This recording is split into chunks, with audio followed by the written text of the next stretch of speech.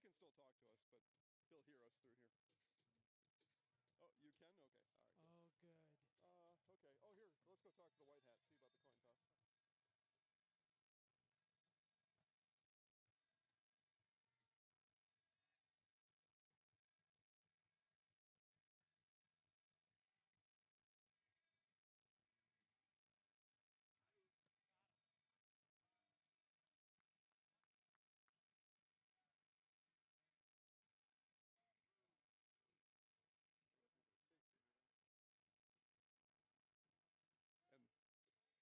And Regis, yeah, so go to the Web Central page on the WIAAWI.org.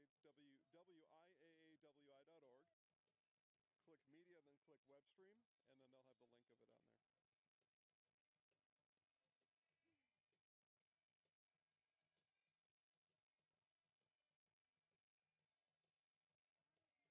Regis High School website, and I think you just launch it right from there. Is that the one too?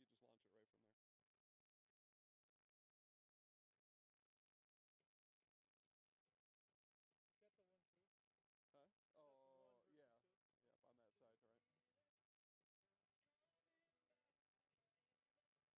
It's kind of crazy that that Hail Mary determines the site of the game tonight. That's how it works. That's how it works. So, when are we doing sideline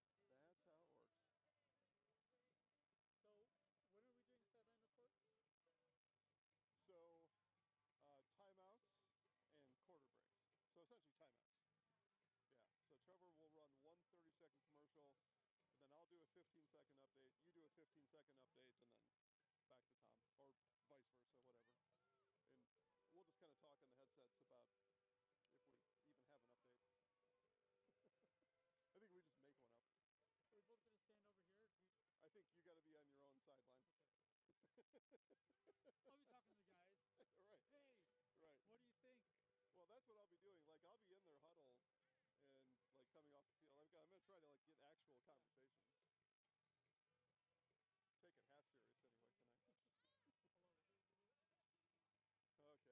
And after our little pep talk here for the pregame, I got to run to my car to get my coat. Well, this is not going to do it. You have 2 minutes. No, after we're done. After we're done. Yeah. Dang it. Hurry up here, guys. I need to know when that coin toss is. I guess we'll just be right here then for our show. Right in the wind. Yeah. I don't know about you guys, but it's pretty chilly down here. Hey guys, good luck tonight. Thank you. Jason Zaleski, Zaleski Sports. Good to see you guys. Good luck tonight. When are you coin tossing? What time? We're going to talk to their coach, and hopefully right after that, very soon. We want to get it done pretty early for these guys. So yeah.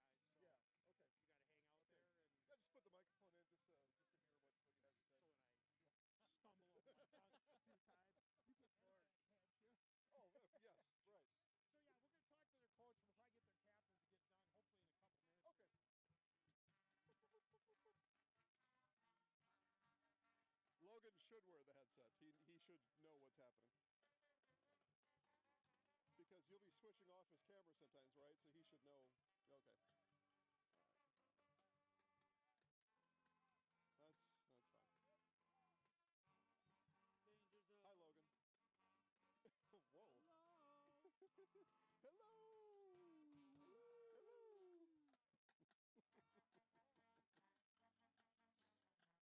Jack said that he's watching tonight just for the Seinfeld references.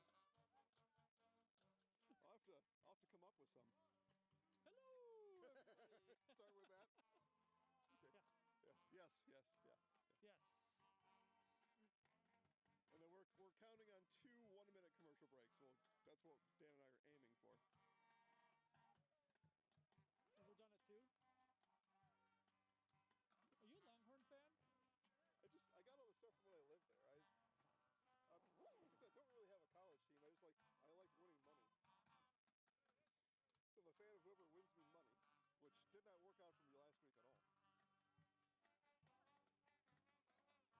Is Tom doing a pregame show before us, or is just we're to come welcome everybody? Well, correct. We're the first thing. Tom wants to listen to us. He used to think we could do it.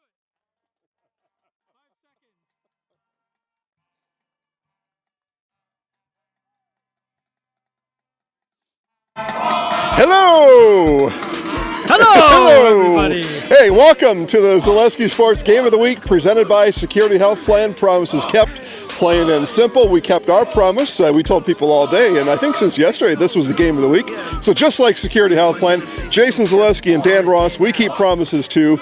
It's just like making a car reservation, right? I mean, you're good at taking the reservation, but keeping it. Taking the reservation, anybody can do. Anybody can do that, but keeping the reservation, that's the most important part. It's true. It's true. All right, here we go. It's the Edgar Wildcats. They come in as the number 1 seed, the 3 seed Bonduel Bears. And let's talk a little bit about how these teams got here, Dan. Edgar, some called it a head scratcher, just maybe tough going that first week against Loyal Greenwood. It had to be a straight jump pass from the 40-yard line right here. To seal the win with about 20 seconds left. Seal the win. It was to take the lead. To get the win, right. Yeah. Well, they were tied. They were tied at that point, yeah. And then Edgar turns it around and takes care of Poinette here last week. Yeah, and we talked to the coach about that. Right? Yep. I asked the question of what was the motivation after such a close level 1 game going to level 2. What motivation was there for you guys to really get on them? Yeah, well, he chuckled a little bit, didn't he? He did. Yeah. He said it was they were more focused on the practice this week than they had been, which is code word for I chewed them out real good. Yeah. Football coach, a guy that's been coaching for 51 years. This is year number 51, according to my math. Bonduel Bears come in as the 3 seed. Dan, you and I called their win against St. Mary Catholic. I saw some of that game. Yeah, some of it. Yeah, it was a game for about the first half, and then Bonduel pushed past the Zephyrs. And then last week, they took down the 2 seed Kewanee Ball Club over in Kewanee, almost over to Lake Michigan. So Bonduel has earned their trip here to Edgar this week, as we've got a coin toss coming up. And just like Dan and I do here in the Security Health Plan pregame show, we will carry that coin toss live, and we'll get that. We saw an interesting result of a coin toss in that level 1 game. We'll see what happens here today. So let's head out with the guys.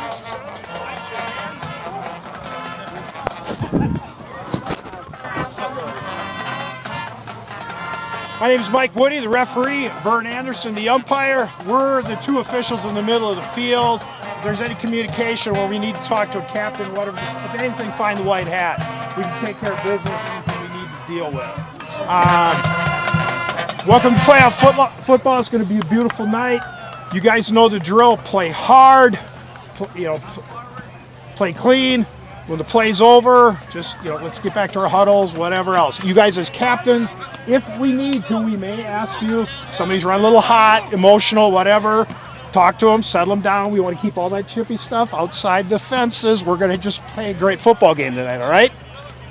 Any questions? Bonduel, Edgar said before the toss. Okay, playoff football, there is no calling the coin toss. It's predetermined.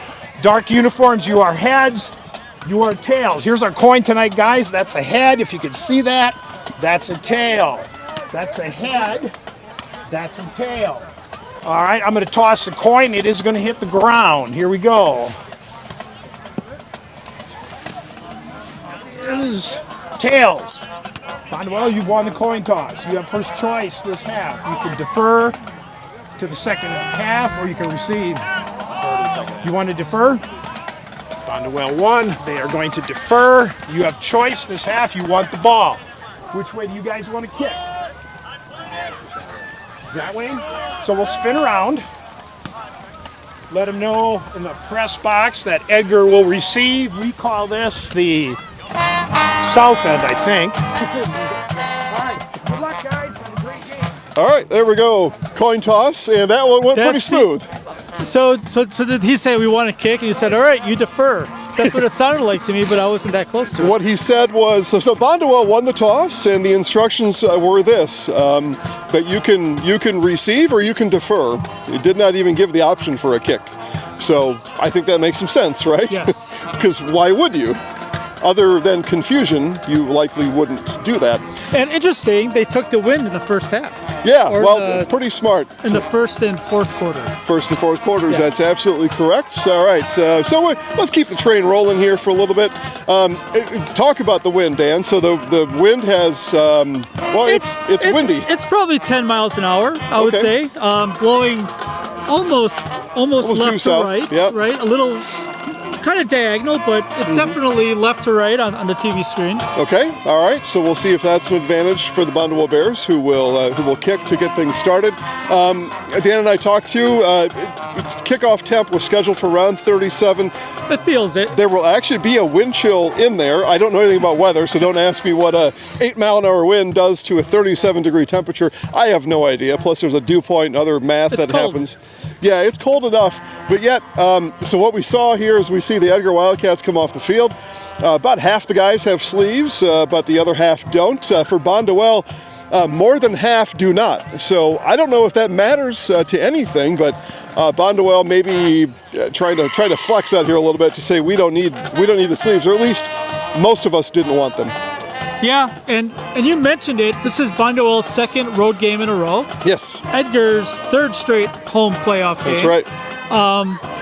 And we haven't talked about Bonduel yet, but maybe we should. Maybe we should talk about big number 85. Well, let's save that for just a minute. They call that a tease in the business, right? We'll tease that. So we will talk about the Bonduel Bears right after this on Zaleski Sports. What did I miss? Looking for a unique space to host your next event or business meeting? Check out the Milk House at Miltram Farms. You can view the cows being milked by the robots, play in the sand table, or start your own farm on the farm simulator. We have space for up to 125 people indoors, or you can sit outside and enjoy the farm views from our grain bin gazebo and make s'mores on the corn crib fireplace. Check us out on Facebook to see our upcoming events, or go to our website at miltramfarms.com to see availability. Here at Brickner Motors, in Little Chicago, we will help you order your brand new Chrysler, Dodge, Ram, or Jeep, and get it equipped the way you want it, in the color you've always dreamed of. Whether you choose from our in-stock selection or order factory fresh, quality vehicles at competitive prices are what keep people coming back again and again. Make the drive out to Brickner Motors on Little Chicago's northeast side and let our family take care of your family. You can count on us. All right, back here on the Zaleski Sports Game of the Week, presented by Security Health Plan. Promises kept, plain and simple. Jason Zaleski, Dan Ross, and let's talk about the Bonduel Bears. I know Trevor's going to set us up with some. Let's start with the offensive lineups first for the Bonduel Bears. And Dan, you and I had the pleasure of being able to call that game, that level 1 football win against St. Mary Catholic from 2 weeks ago. We saw a lot of Westrick, we saw a lot of Maish, we saw a lot of running attack and running it right at the Zephyrs 2 weeks ago. Yeah, a lot of running, and it's high school football, right? It adds up. Every time you have to tackle big backs, it takes a little bit out of you, and a little bit out, a little bit out, and a little bit out.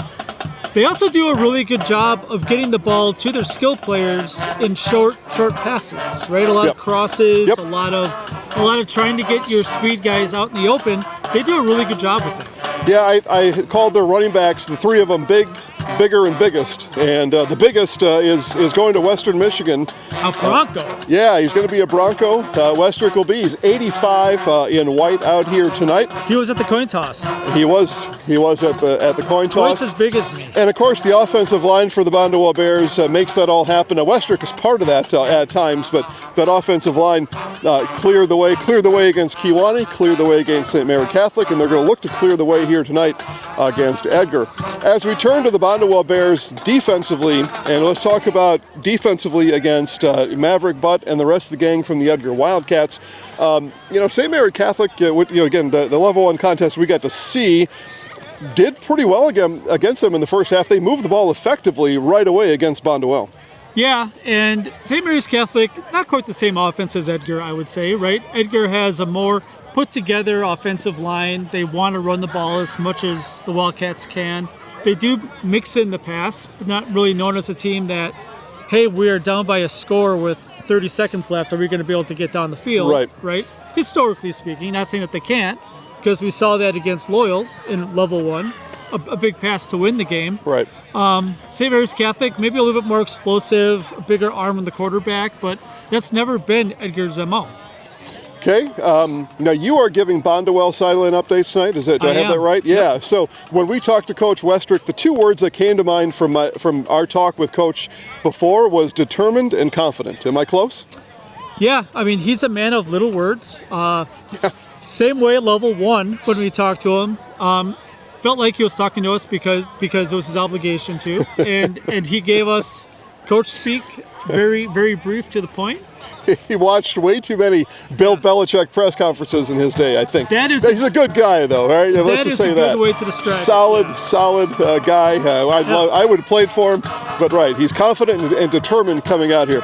Let's turn now to the Edgar Wildcats, and let's talk about defense, because I talked a lot about the running game for Bonduel, and so for Edgar and their defense, they have got to get to the hole, they've got to shed their blocks, and they've got to make tackles, not with one Edgar player, but 3, 4, 5 of them to get these guys down. Yeah, and what I really appreciate about the Edgar coaching staff is they know up and down what Bonduel has done, right? They've watched a lot of film. They scout more than just the week before. They've been watching them the last couple of weeks because anybody can take a look at the stats and the rankings and kind of say, hey, we've got to start looking at these teams. We're going to see them in level 2, level 3. We're going to see these guys. And Coach told us, Westrick is a big part of it. He doesn't always touch the ball. But we saw against St. Mary's Catholic, he was taking 2 people out on every run play, right? Yeah. And they'll also run away from them, right? So, yeah, I mean, Edgar's going to have to make tackles. They're going to have to be physical. They're going to have to try to get off the field so that they're not tackling this guy the entire night. Yeah, Coach Sins told us we're undersized, but we've been undersized every game this year, so we're not a stranger to that. We know we're going to have to send 3, 4 guys to the point of attack every single time.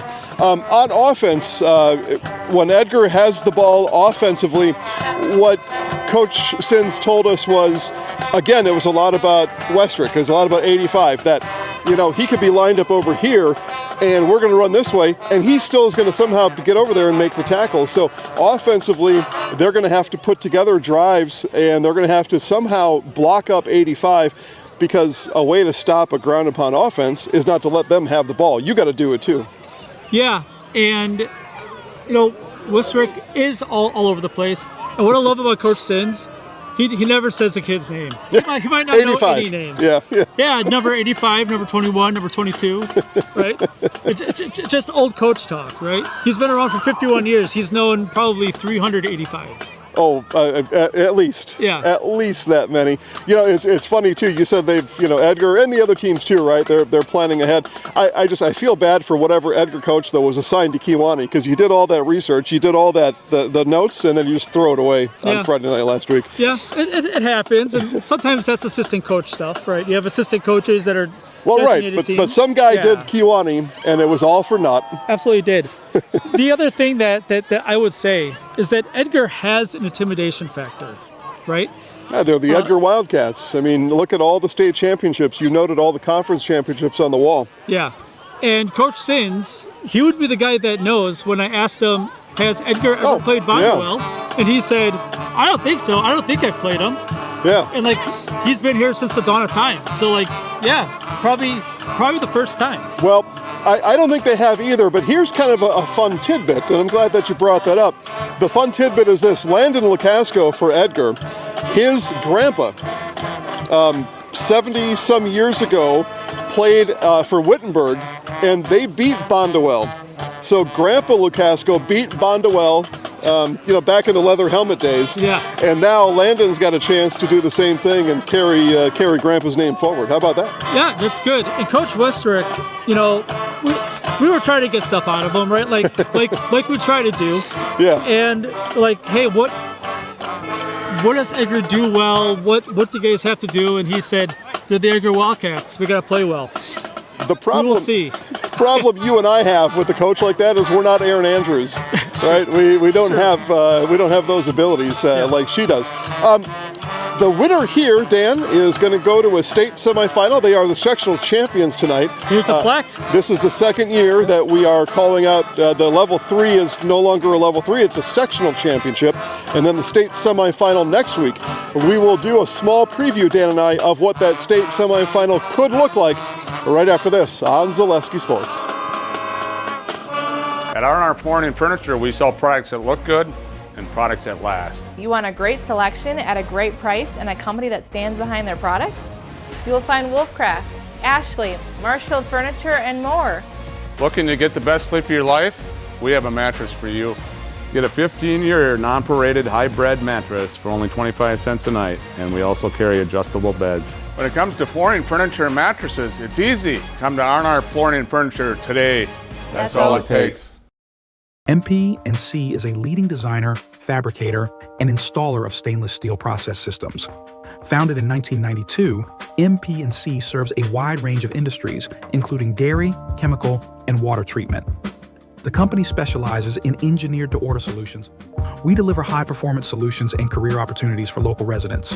MP&C continues to grow, emphasizing dedication to craftsmanship and community impact.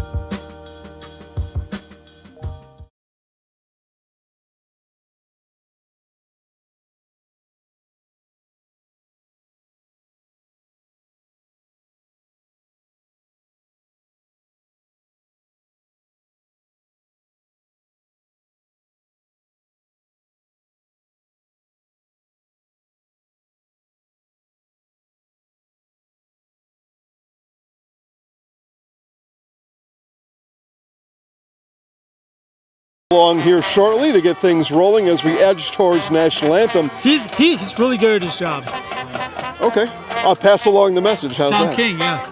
Tom King, been the voice of the Edgar Wildcats the last 2 years. Yep. Took over for you, as He a matter did. of fact. Yeah. Twice as good as me. People have already forgot about you. Yeah. All right, let's talk about a winner here, Dan. So the winner here will take on the winner of the 2-seed Mondovi Buffaloes and the 1-seed Regis Ramblers. How about that, Dan? Performance Factor took Regis to Division 6 last year. Edgar said, shoo, and won a state championship. That put them in Division 6.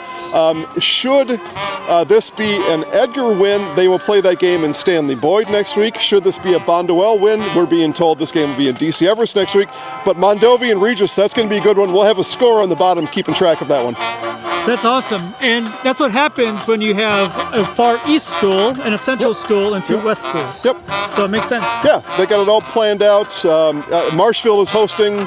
Others will host. We'll have all those updates for you Saturday night on the Zaleski Sports Facebook family of pages. There's 13 of them out there. But we'll have all the sectional sites or all the semifinal sites of every game statewide on Facebook on Saturday night. You have 10 seconds left. What else is on the network tonight? So what else is on the network tonight? Oshkosh North is at River Falls and Amherst is at Mayville.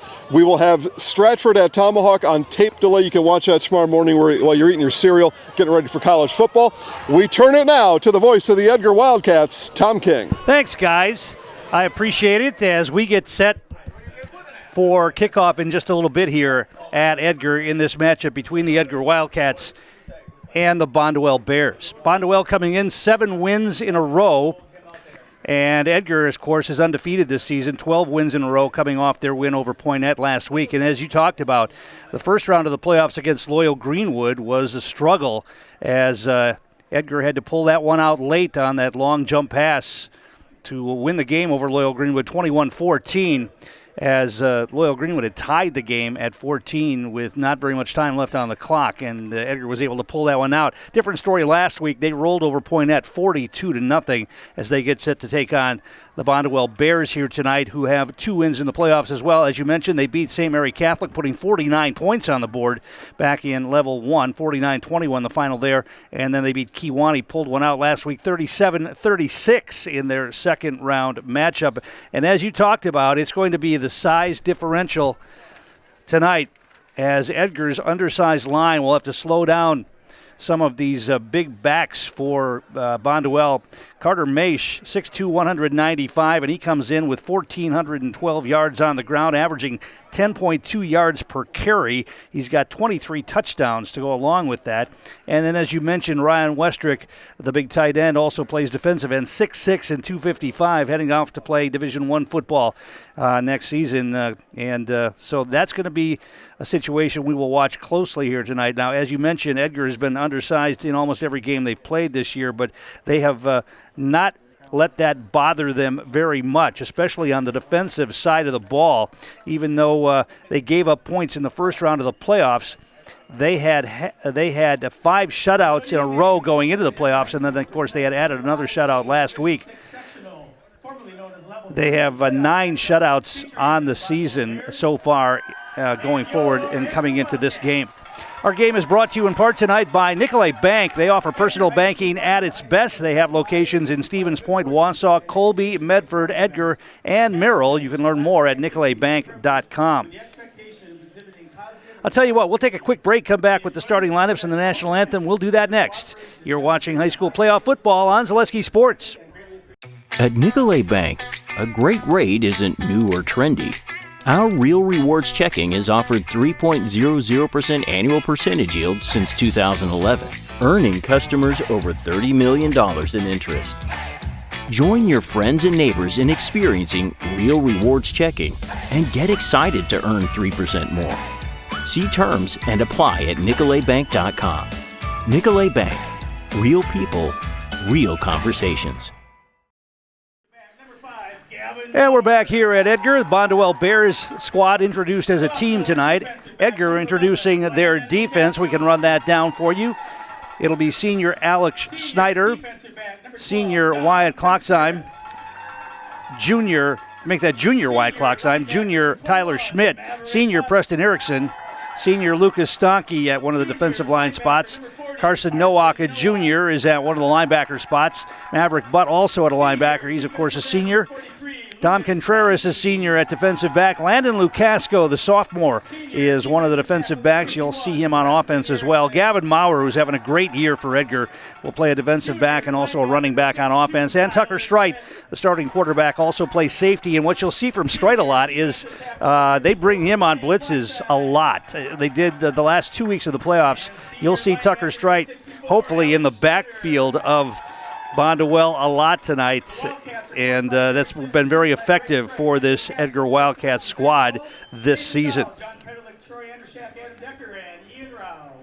Edgar coached by longtime coach Jerry Sins, and James Westrick is the head coach for the Bonduel Bears. As you can see, Bonduel in white jerseys and blue pants. Edgar in their green jerseys, white pants, green helmets. And now, to honor America, let's take a listen to the national anthem. We ask those who are able to stand and remove your hats as the VFW Post 10187 raises our flag, and the Edgar Pep Band, under the direction of Dennis Webb, plays our national anthem.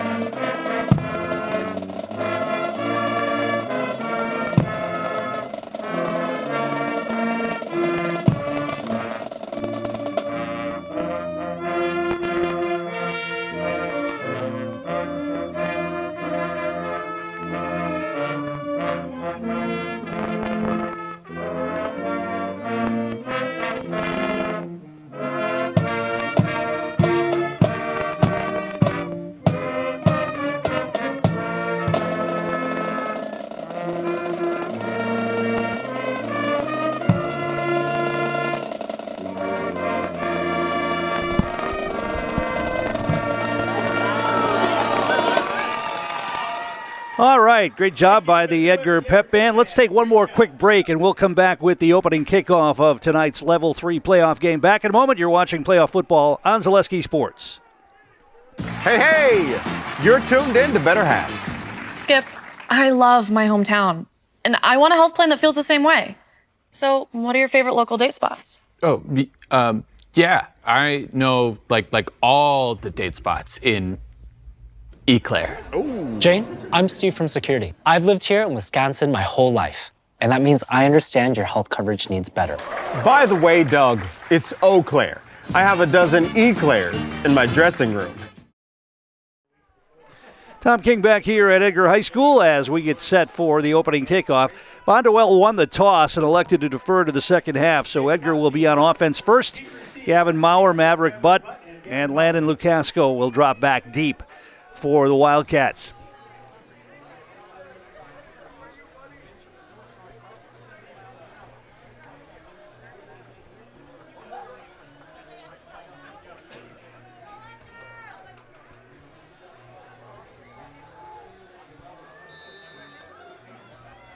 The Bears ready, and here comes the opening kickoff, and it's a short, high kick. It's going to take a bounce and be grabbed by Lukasco, brings it out across the 25, breaking tackles out across the 30, the 35, and he'll take it out to the 37. Nice return by the sophomore, Landon Lukasco, and Edgar is in good field position for their first possession of the evening. Edgar will start the opening drive, 1st and 10. The Wildcat rushing attack's been very good. Maverick Butt's got over 1,000 yards. He averages 6.9 yards per carry. Gavin Maurer has an 8.2 yards per carry average. And Landon Lukasco, the sophomore, 40 carries, 400 yards, 10 yards per carry for Lukasco coming in.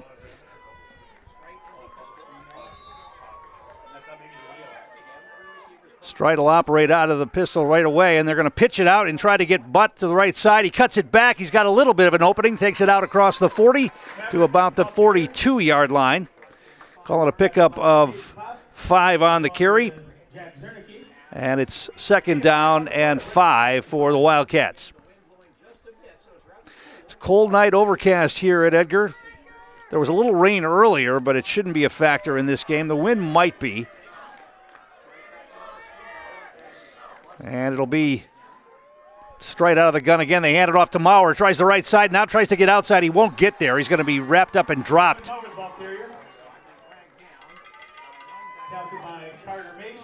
Carter Maish makes the stop on Maurer. It's going to be 3rd down. And they gave him a yard on that, so call it 3rd down and 4 for the Wildcats. This offensive line for Edgar is going to have their hands full tonight with this defensive front and the linebackers, especially the linebackers of this Bonduel team. Big, fast, straight out of the gun again. And they're going to keep it. He's going to keep it this time, and he's going to be knocked down. He's not even going to be back to the line of scrimmage. And Edgar's going to have to punt the football away on their first possession of the night. Call it no gain on the play for Tucker Stride, a designed run that time, and it'll be a punting situation. So Bonduel will get the football. You would think.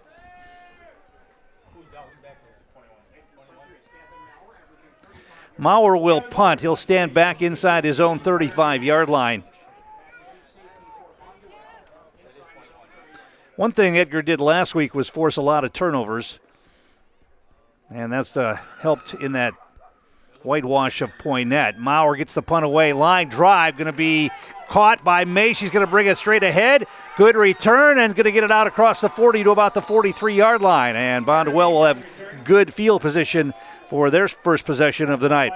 Maurer was able to make that. Mace was able to catch that on the run and make the first Edgar man miss and picks up a positive return out to the 43.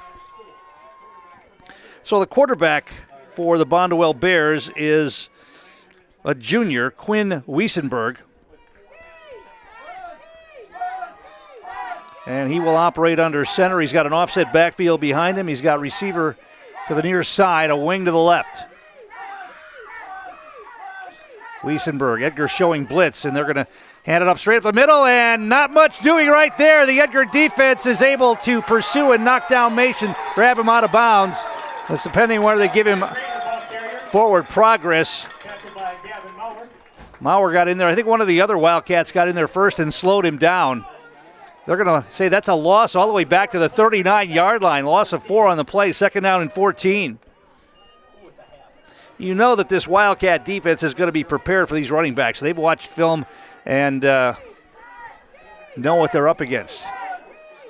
And that was good penetration right there by Edgar. Out of the gun this time. 3 receivers stacked to the far side. They hand it off, bounce it, and not much there again for Maish. He got some of that back, maybe 3 on the carry. It's going to be 3rd down and about, they gave him, see where they marked the football. They're going to mark it at the 44. So they give him 5 on that. Call it 3rd down and 9 for the Bears. Clock continues to move. 8:47 to play here in the first quarter.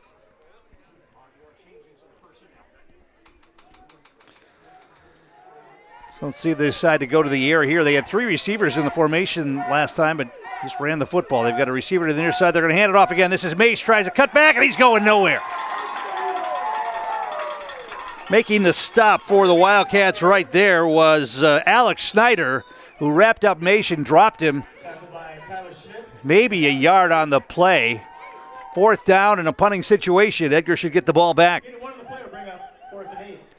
So a good first possession for the Edgar defense. They're going to line up to go for this. 4th down and 8. Now it's going to be a pooch punt. Looked like they were going to line up to go for it. And the punt takes a Bonduel bounce all the way inside the 15-yard line. That was a great bounce for Bonduel right there. And Edgar will have it deep in their own territory to begin this possession.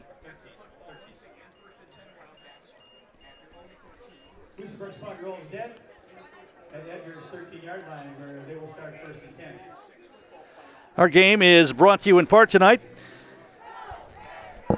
by BoundWisconsin.com. If you're looking for scores, standings, and stats, written content throughout the week for high school sports in Wisconsin, it's BoundWisconsin.com. We get our stats from BoundWisconsin.com, and you can too. Wildcats come to the line. Stride will be under center this time. Split backfield behind him. He wants to throw. He throws it out in the flat. He's got a man. It's going to be incomplete. They had a pick set up that time. Maverick Butt was blocking on a couple of defenders, and they were trying to free Maurer. Straight through that pass before Maurer even made his cut, and it was just a little bit out of his reach. Going to be incomplete, and it will be 2nd and 10.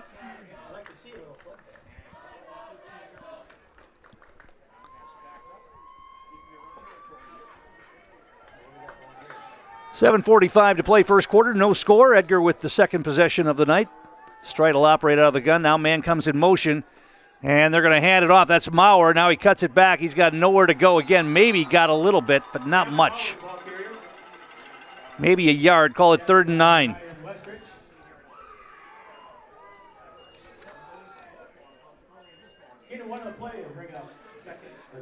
Third down and 9 for the Wildcats. And that bounce on that punt's going to set up field position here if Edgar is forced to punt.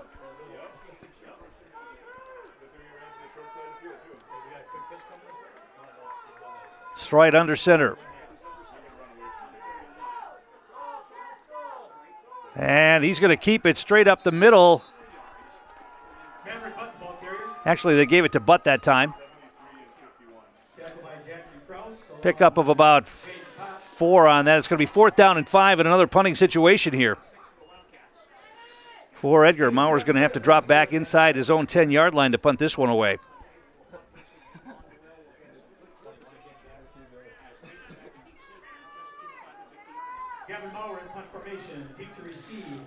Edgar has not played a lot of low-scoring defensive games this year. They had that non-conference game, which they won, 9-6 early in the season. Here's the punt. Maurer gets it away, and a fair catch is going to be called by Maish in Edgar territory at about the 41-yard line. So, great field position here for Bonduel on their second possession of the night. Our game is brought to you in part by C&J Central Pub in Edgar. Come in for Thirsty Thursdays, Packer games, and Wildcat football on the big screen with Zaleski Sports. Before, during, or after the game, good times are had and memories are made at the C&J Central Pub, Highway U in Edgar.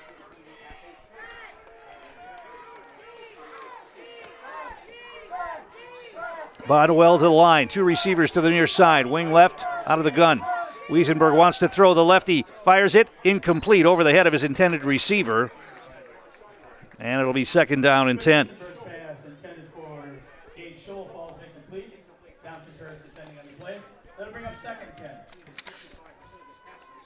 Wiesenberg, as a passer this year, 52 out of 94, 13 touchdowns, 4 interceptions.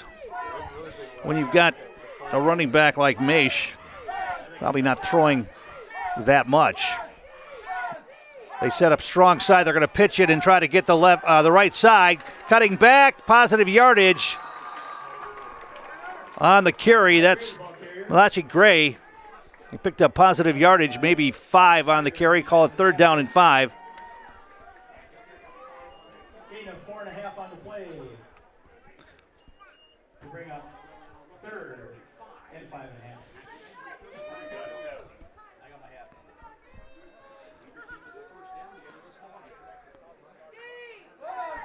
I would imagine this is going to be 4-down territory for Bonduel at this spot in the field.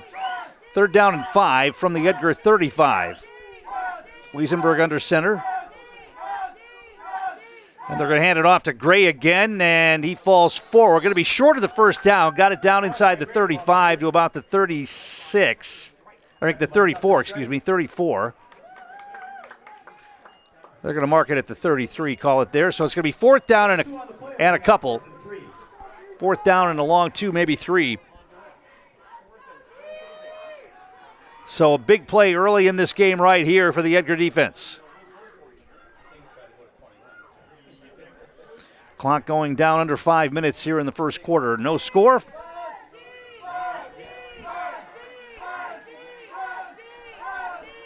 Wiesenberg under center. And they're going to hand it off straight ahead. And it looks like it's going to be enough for a 1st down. Maybe. Let's see. Did he get there? I don't think he did. It'll be Edgar football. They get the stop, and Edgar will get the football back. Edgar has done that a lot this year, where they have gotten stops on 4th down. In fact, there was one game earlier this season where I think they did it like 6 times. They got a stop on 4th down 6 times in a game. So the Wildcats go back on offense. Straight under center, split backfield behind him. He wants to throws it out in the flat. He's got it. Man, it's caught. Positive yardage, driven out of bounds after a short gain. Graham Strite makes the catch out there, and it's going to be 2nd down and about 8. Pickup of about 2 on that. Maybe 3. And it's 2nd down and 7.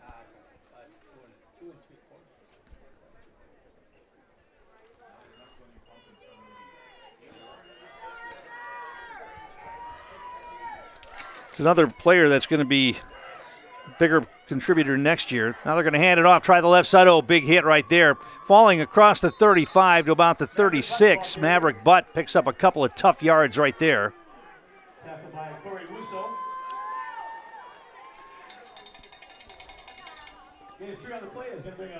Give him 3 tough yards right there, and it's going to be 3rd down and 5 for the Wildcats. Yeah, they're going to have to be creative on offense.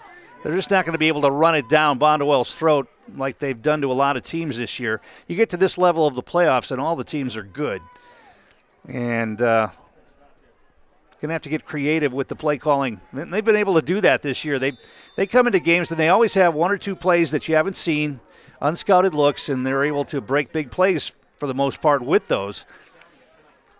I don't think we've seen everything in the playbook so far tonight. They going to run it this time, try the right side, and going to be knocked down shy of the 1st down again. Maurer on the carry. Only got a couple, and it's going to be another punting situation here for the Wildcats. It's going to be 4th down and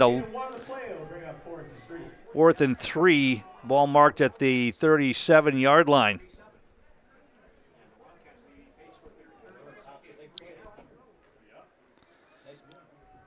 15 yards on 6 carries unofficially here for the Wildcats in the early going, and another 3 and out.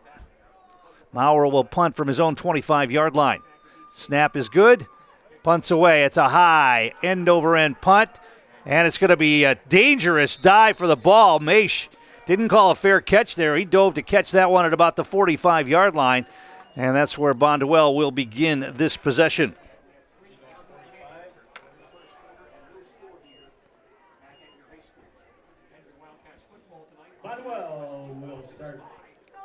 This drive, 1st and 10 at throw, 45-yard line. So they come to the line. Wiesenberg, the quarterback. And they're going to hand it off. Maish gets stacked up again but falls forward near the 49-yard line. Picked up 4 tough yards right there. Going to be 2nd down and 6. Along with Alex Schneider. Nowak and Schneider in on the stop for Edgar.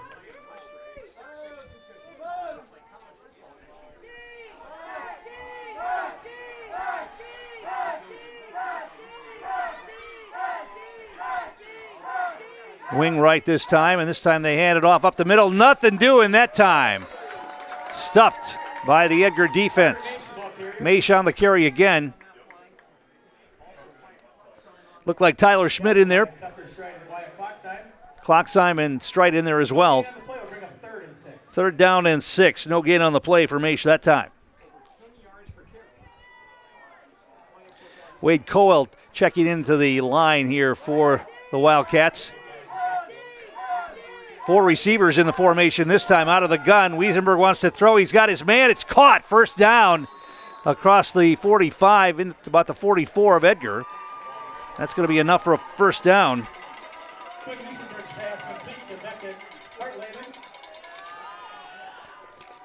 On the catch, Beckett Hartleben. Into 7 on the play. And it's a 1st down for the Bears as they convert on 3rd and long as we go under 2 minutes to play in the quarter.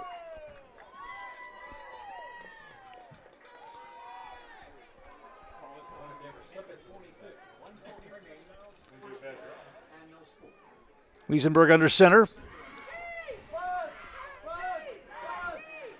They're going to try a sweep, and he's not going to get there. Great defensive play that time on the pursuit by Lucas Stanke. Gray, the ball carrier, and he's thrown for a loss all the way back to the 47-yard line. Great pursuit by Stanke that time. And it's 2nd down and 13.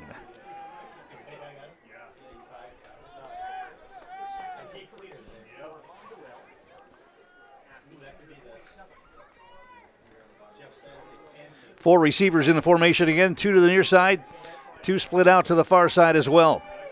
Wiesenberg out of the gun. Edgar showing blitz. They're going to hand it off inside. Once again, nothing doing but powering ahead. Positive yardage somehow. Picked up positive yardage. That was Westrick on the carry. And he picked up about 3 on that. And it'll be 3rd down and 10 as the clock is winding down here. They may get one more play off before the end of the quarter.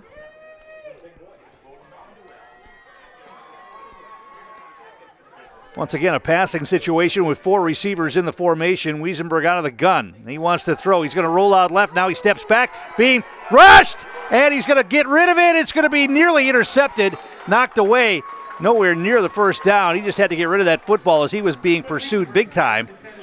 And it'll be 4th down and probably a punting situation here for Bonduel with 12 seconds remaining in the 1st quarter. Our game brought to you in part by Fleet Farm. They have everything you need to preserve this year's harvest. Shop low prices on all things canning, from jars big and small to seasonings, mixes, and so much more. Check it all out at your local Fleet Farm store. Mine has been working since Newman, and then I tried to do what Trevor said, and it still didn't. 2 receivers dropping back deep. That's Butt, I believe, and Maurer back there. Now they're going to roll out. Is he going to punt it? He will. It's a good punt. Maurer's going to catch it on the run and be able to return it a little bit. Makes one man miss, and then he gets leveled across the 15-yard line, and Edgar will have the football. That was a good job by Maurer grabbing that over his shoulder, and that's going to be the end of the 1st quarter. We'll take a break and come back with more. No score. You're watching playoff football on Zaleski Sports. Need a little therapy? Bill's Service Center has been saving marriages and families since 1977. Forget testing your nerves. Test your next ride in a Polaris or Can-Am side-by-side or ATV. With nearly 100 units in stock, you'll find the perfect excuse to escape together. Because families that ride together, they actually have fun together. Bill Service Center. Service is our name, tools and toys are our game. And back here, Jason Zaleski reporting from the Edgar Wildcats sideline. We mentioned in the pregame show that Edgar had to be a sure tackling group, and they have been here in this first half, only giving up 1 first down. Coaches reminding their Edgar Wildcats defenders to stay on their feet, making the tackle. Dan Ross with the Bonduel Bears. Yep, I'm on the Bonduel sideline. Something for all you youngsters out there. On the last punt that Edgar had, that was kind of short, coaches were yelling, fire, fire, fire. Almost an issue, and some of the players had to be reminded what that meant because it was real close to a fumble. Back up to you, Tom. Well, we can't afford Pam Oliver and Aaron Andrews, but we got the next best thing, Jason Zaleski and Dan Ross down on the sidelines tonight. Yeah, that was almost a fumble on that punt that the Bonduel player, Mace, just dove forward and caught the football because he didn't signal a fair catch on that. And now let's see if the Edgar offense can get going and get a first down here. They have had trouble moving the football. And they have it 1st and 10. Straight out of the gun. He's going to hand it off, and some tough yards going forward for Gavin Maurer. Got it out across the 15 to about the 18-yard line. Pickup of a couple on that. Call it 2nd down and 8. You probably have to go back quite a ways this season to find a first quarter where Edgar did not get a first down.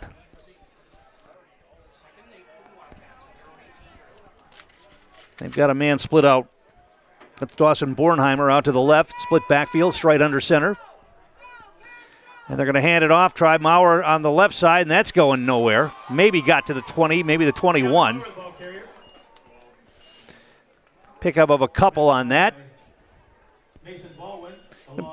3rd down and 6. They have not been able to break a play open so far. Maverick Butt, a 5-yard run on his first carry, the longest play so far for Edgar. A team that is noted for their big play capability. They haven't been able to bust one yet.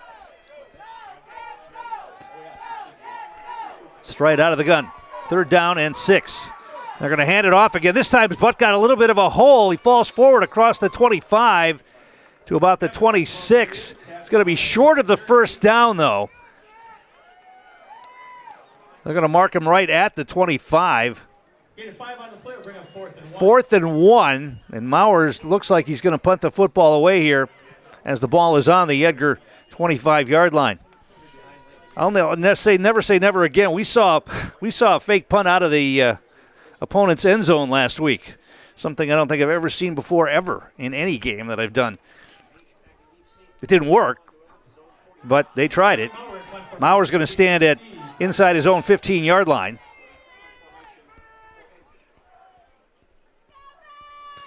Snap is good, and the punt's away. It's a line drive, and it's a good one. It's going to go over the head and take an Edgar roll, and that's going to roll all the way inside the 25 down to about the 22-yard line.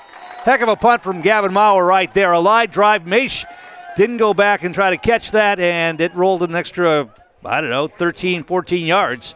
And the Bonduel Bears will get the football. They're going to mark it. They're going to say that one of the Edgar players touched it, and they're going to mark it at the 24. All right. One of the Edgar Wildcats was there dancing around the football. I'm not sure what he was doing. There wasn't anybody from Bonduel close to it.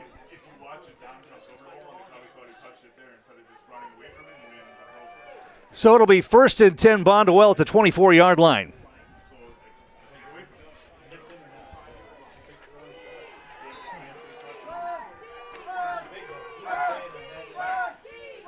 Wiesenberg under center, split backfield behind him. Wing to the right. He comes in motion. And they're going to hand it off, try the right side, and nothing, do it again. One of the Edgar Wildcats sliced in there. Alex Schneider again with a big stop.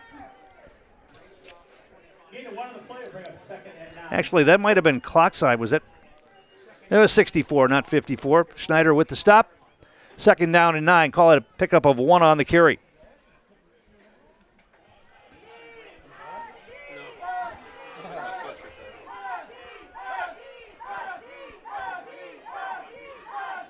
Wiesenberg's going to hand it off. They're going to try Mace around the right side. He's got a little bit of momentum and some blockers out there that time. Got it up to the 30-yard line. Maybe a pickup of 5 on the carry.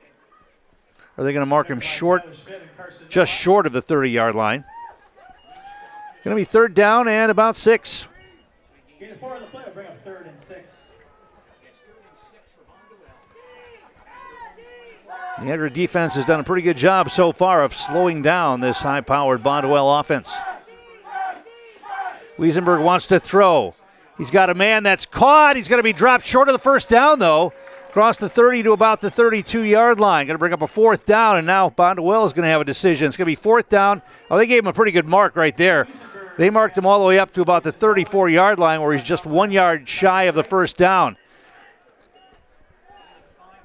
So let's see if Bonduel decides to go for it here. 4th and 1 from their own 34-yard line. Playoff football, you got to take a chance every now and then, and this might be one of those times right now when you got running backs as big as Mace and some of these other guys. They're going to go for it. 4th and a yard. Tight formation. They do have a man split out wide right, but they're going to run the football. Straight handoff, straight ahead, 1st down, across the 35 to about the 36. That was Westrick on the carry. When they need a yard, they'll give it to him. 6'6", 255, headed to Western Michigan. Get it 2 on the play. I'll give Bonduel. 1st and 10 for the Bears, just across their own 35-yard line.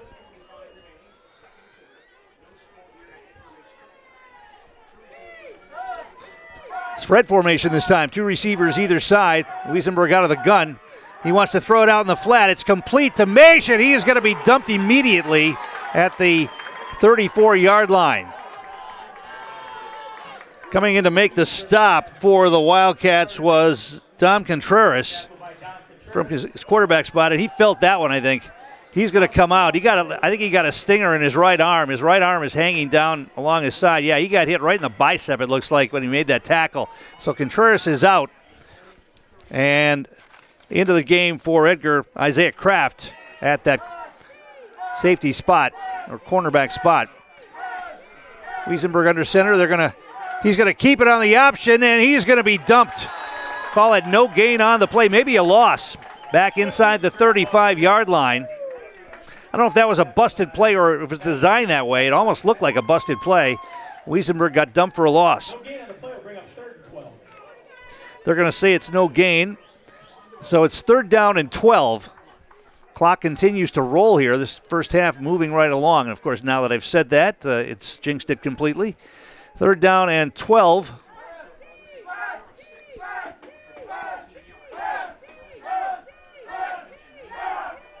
Edgar fans chanting defense, as you can hear. 4 receivers in the formation. Wiesenberg out of the gun. Straight drop. He wants to throw it quickly. He's got a man. It's incomplete. Off the hands of the intended receiver who was open.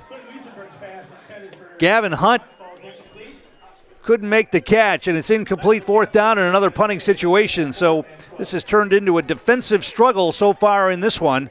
6:06 to play in the first half. Still no score. Edgar still looking for their first down of the game. But they will get the football back here. And they should get decent field position, I would think. There's the snap. Punts away. They take a 1 step forward on the punt. It's going to be taken by Butt. And he's sort of hesitating and then falls forward near the 40-yard line. They're going to mark it at about the 39. I'll tell you what, we'll take a quick break, come back with more. You're watching high school playoff football on Zaleski Sports. At an 11% rebound. And we're back. And the Wildcats give it to Maverick Butt up the middle on that first play. Picked up about 3 yards on that call. It's 2nd down and 7. So first things first, now you got to get a first down. And then you worry about everything that comes after that. They have had the football 3 times, and they've gone 3 and out.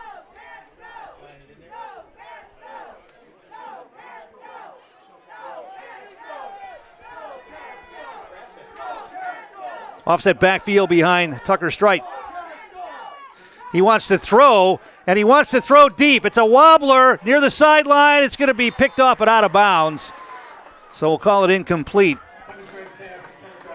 He was trying to get to Kraft down the right sideline.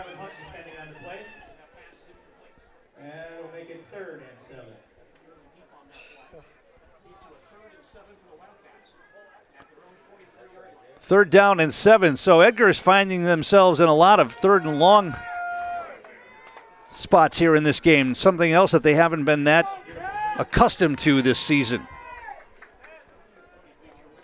With the running backs being able to pick up big yardage on most of their runs, they've been facing third and short a lot of the time.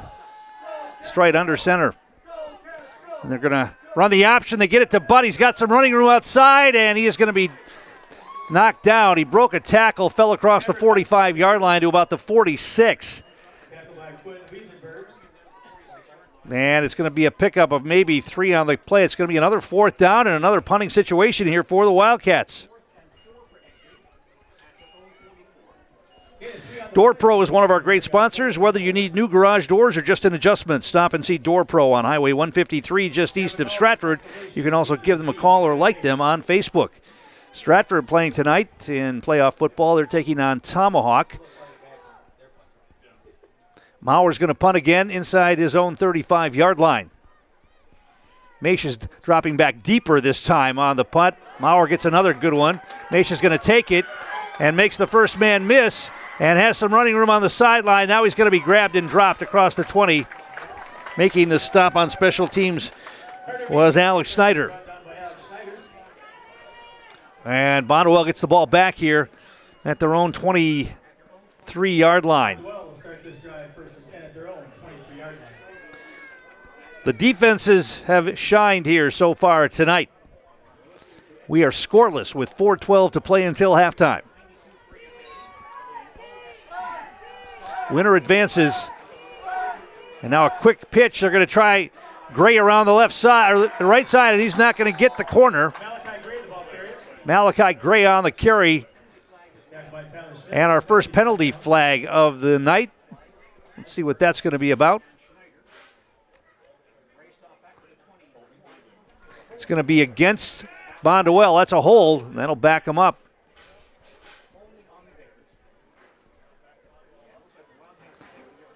They'll take that penalty. As we've talked about many times on these games, a holding penalty in high school football is very onerous, very hard to continue drives after getting a holding penalty marked off.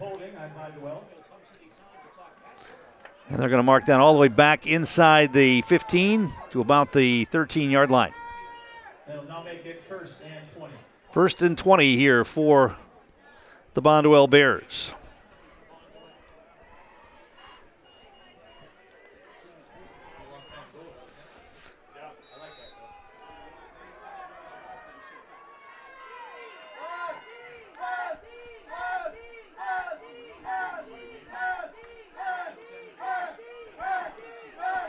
They come to the line. 1st and 20 from the 13. Wiesenberg under center. They're going to hand it off to Maish. He's got a hole, and he dives across the 15 to about the 16. Contreras back in there, made the stop. That hole closed quickly, and only a pickup of about 3. Another penalty on the play. Looks like it's going to go against Bonduel again. They're talking to the Edgar coaches.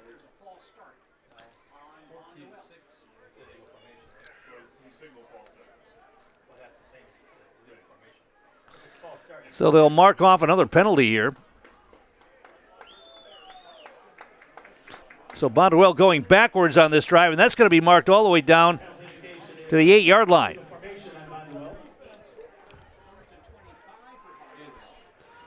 First down and 25 now for the Bears. So now if you're Edgar, you're thinking turnover if you can find one here. Try to strip the football. Maybe get a tip ball, something like that down near the end zone. It's going to take a break like that to maybe get something going here. They show a blitz. They do blitz. They hand it off. Maish cuts it back. He's got running room, but he's going to be dropped by around the 15-yard line. Maverick Butt on the stop on Carter Maish. Got it to the 15, so a pickup of 7 on that. 2nd down and 18. Yeah, hard to pick up 25 yards on 3 running plays. So let's see if they decide to go back to the air here. They are 1 out of 3 through the air tonight. Wiesenberg under center. They're going to keep it on the ground. Maish again tries the right side, and he's going to be hit and dropped Carson Nowak on the stop that time, near the 24-yard line. Pick up about 9 on that for Maish. But it's still 3rd down and 9 here for Bonduel. Clock still rolling. 2:24 to play here in the first half. Coming up at halftime, we'll give you stats from the first half. We'll also head back down to the field. Jason Zaleski, Dan Ross will catch up with the coaches for a bit.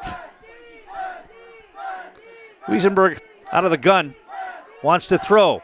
And now he's going to be rushed and sacked. Coming in clean, it looked like, or beating his man easily, was Wyatt Klotzheim. And he came in and wrapped up Wiesenberg and dropped him back inside the 15-yard line. And a punting situation now as the defense does it again. And now they'll call a timeout with 1:57 to play here. They'll get the ball back in decent field position when we return. You're watching high school playoff football on Zaleski Sports. Here at Brickner Motors, in Little Chicago, we will help you order your brand new Chrysler, Dodge, Ram, or Jeep and get it equipped the way you want it, in the color you've always dreamed of. Whether you choose from our in-stock selection or order factory fresh, quality vehicles at competitive prices are what keep people coming back again and again. Make the drive out to Brickner Motors on Little Chicago's northeast side and let our family take care of your family. You can count on us.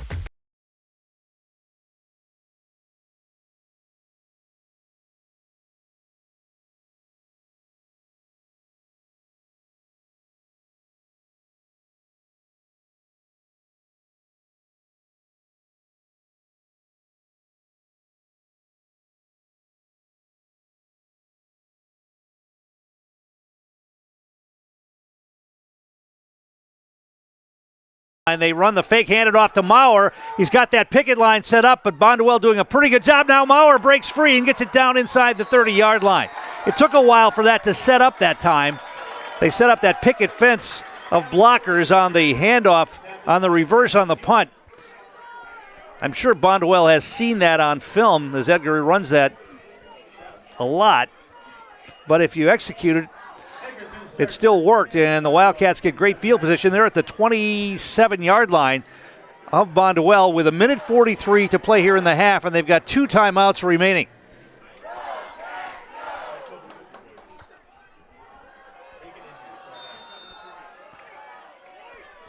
Now they're 1 player short. Edgar was a player short in getting out there. Caius Higgins at the wing spot. They're going to hand it off, and they give it to Butt. He's got a hole. He breaks free and is going to be dragged down. A touchdown-saving tackle at the 10-yard line for Bonduel's Ryan Westrick. 17 on the carry. Edgar finally breaks a big play, and a first down for the Wildcats at the 10-yard line. That was a touchdown if Westrick doesn't grab Butt around the ankle and bring him down. Quick handoff inside, nowhere to go that time for Butt. That time Bonduel's defensive line just pancaked some of the Edgar blockers that time and met Butt in the backfield. Call it no gain. It's going to be 2nd down and goal from the 10.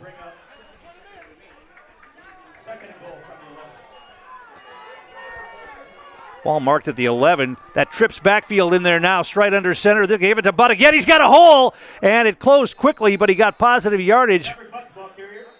And Edgar wants to call a timeout. And we'll take a quick one as well. Back in a moment. You're watching high school playoff football on Zaleski Sports. For those about to shop, we salute you. We want you to let loose and choose a deal that best suits you, cause we're Thunderstorm! Mittens has gotten down and dirty with deals on furniture, done dirt cheap. Mittens in Marshfield is back in black! All month long for Black November. All right, guys, just 2 plays ago, Brian Westrick saved a touchdown. Maverick Butt had the edge. Westrick, just like Coach Sins told me before the game, can go from one side of the field to the other. He did it then. We'll see if he can do it again to keep Edgar out of the end zone here before halftime. Tom? All right, and I could see Ben Schaefer the foreign exchange student for the Wildcats, warming up his leg on the sideline. He might be the field goal kicker if they can't punch it into the end zone here, as Edgar would try to get on the board first. Nobody has scored yet in this game, which is fairly amazing for these two teams. Great defense on both sides. Strite's going to hand it off. This is Maurer. Puts his head down. Got it close, but didn't get it in. He's down at about the 1. Picked up about 4 on that. The clock keeps rolling. 44 seconds. Edgar with only 1 timeout remaining. And they're going to take the final timeout. It looks like they are. Clock hasn't stopped yet. It's still rolling. Clock is still rolling here. Strite went to the sideline to get the play. Boy, a lot of time came off the clock here. Contreras is going to go split out to the side. Strite under center again. It's going to be Butt this time. Going to get it in. The flag's going to fly in before the play. It's going to be an illegal procedure call against Edgar. Oh, man. They got it down. They got it down to the 2-yard line. And now it's going to be a penalty against the Wildcats. Illegal procedure, I think, is going to be the call against the Wildcats. And now we've got Gavin Maurer. Looks like he's got some blood on his arm. He's going to have to come out of the game while they have to bandage that up. 18.4 seconds remaining. Now the clock's starting again. Maverick Butt's trying to signal for a timeout, and now they'll call it with 10.4 seconds to play. Just some very strange clock management here in the last 30 seconds or so. Timeout on the field. I guess we'll keep it right here as we're getting close to halftime. I can remind you that our game is brought to you in part by Express Employment. Get help finding your next career at Express Employment Professionals with locations in Wausau, Stevens Point, and Marshfield. Learn more at expresspros.com. That's expresspros.com. So, 10.4 seconds to play in the first half. Edgar with no timeouts remaining. They have the football, and it's going to be a 4th down play.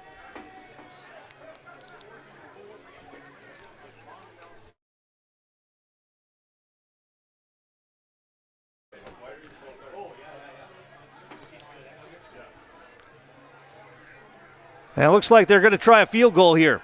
Ben Schaefer is going to come out and try the field goal. Ball is going to be marked at about the 13-yard line. So Edgar will try to get on the board here and take a lead into halftime. 10.4 seconds remaining in the half. Schaefer, Tucker Strite the holder.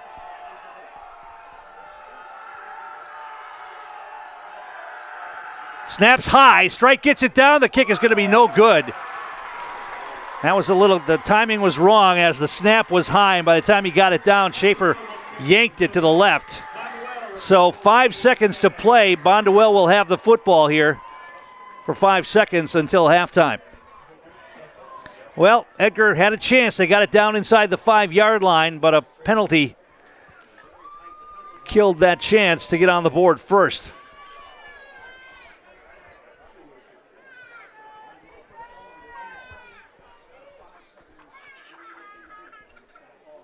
So the ball's going to be marked at the 20-yard line.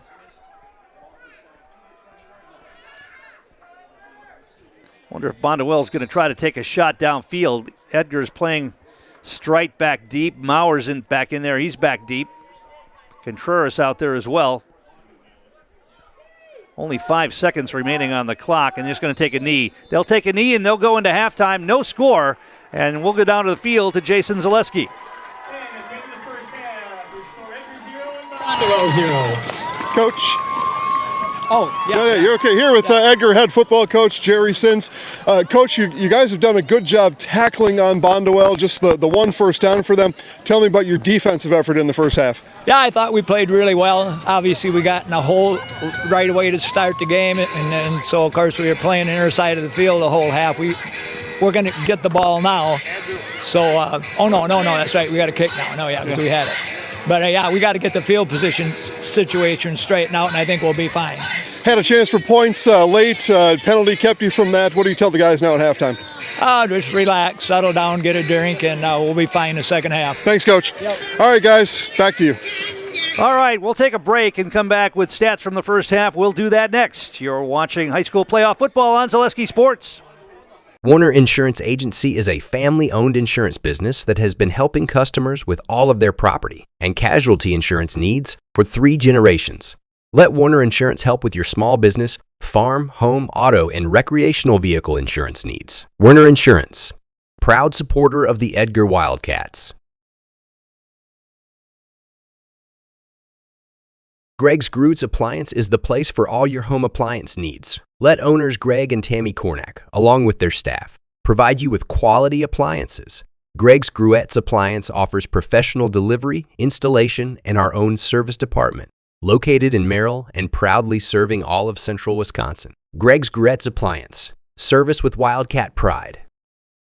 Van Ert Electric is an established leader in the electrical industry in the upper Midwest since 1964, with 5 locations in Wisconsin and a sister company in Michigan. We offer our customers a broad range of services from electrical construction, telecommunications, process controls, HVAC controls, thermal imaging, and arc flash evaluations for your industrial and commercial. Cropping Central, conveniently located between Edgar and Stratford on County Road N, 715-352-2843. Let Cropping Central take care of your field plans, yield mapping, crop scouting, and crop protection, including hail insurance. Cropping Central, 715-352-2843, and visit them on County Road N, west of Edgar. At BAME Insurance Agency, our staff has a genuine interest in finding insurance solutions for you. We'll make finding insurance easy for you by shopping and comparing quotes from multiple companies. As an independent agency, we are a more flexible and competitive option and will tend to your present needs, while also anticipating any changes in your future. BAME Insurance, providing high-quality insurance in central Wisconsin since 1938.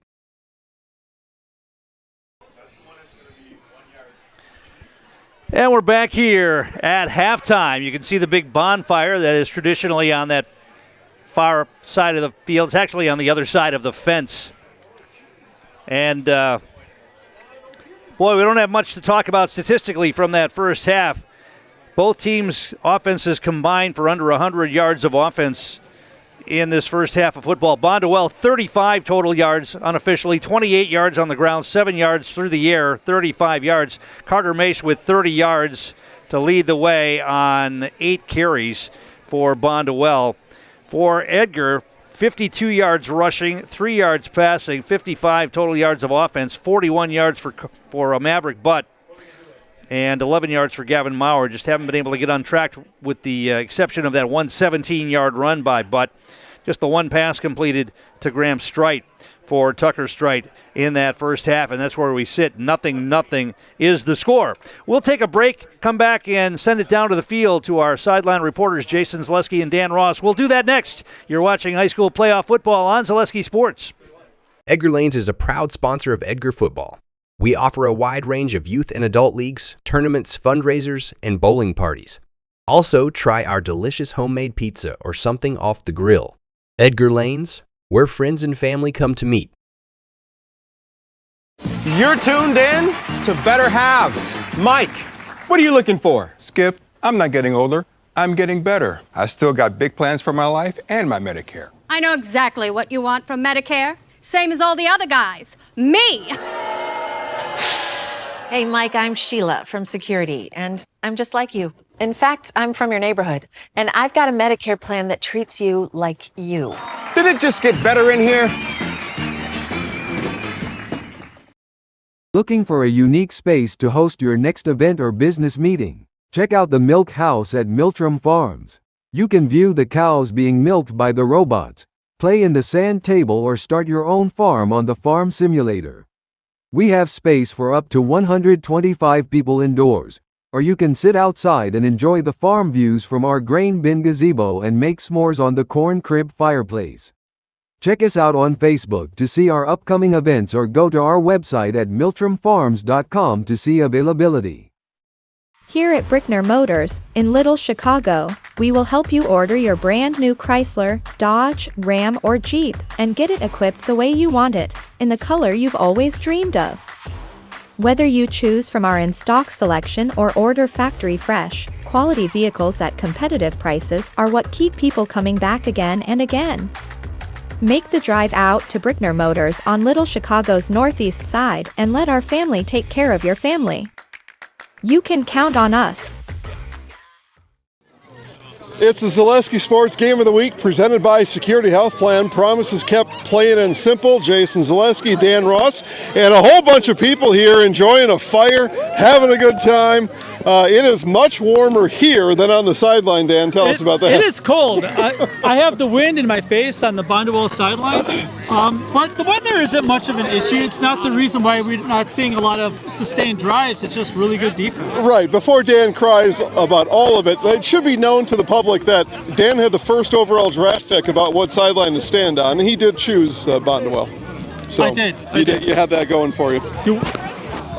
Okay, so 0-0, Dan. Let's talk about the game here. As my backside's getting really warm. It's nice. Yeah, it's pretty nice. This is not a complaint. A score update from Eau Claire County: Mondovi 15, Regis 8. And in what's Tomahawk? What county Lincoln. are we talking about? Lincoln County. It is Stratford 7, Tomahawk nothing. Score over there. Oshkosh North and River Falls started at 6 o'clock tonight, and I had checked that score just before halftime. It was 28-0 River Falls over Oshkosh North. Not surprised. River Falls is a dominant force. They're a machine. They're the number 1 seed. And at last check, it was Mayville over Amherst 14-7. I know Trevor's going to check on that score for us. But here, Dan, we've got 0-0. What is it going to take to get a score here on this field in the second half? Somebody's going to have to score. Probably a turnover, right? And Edgar had a great chance. They really did.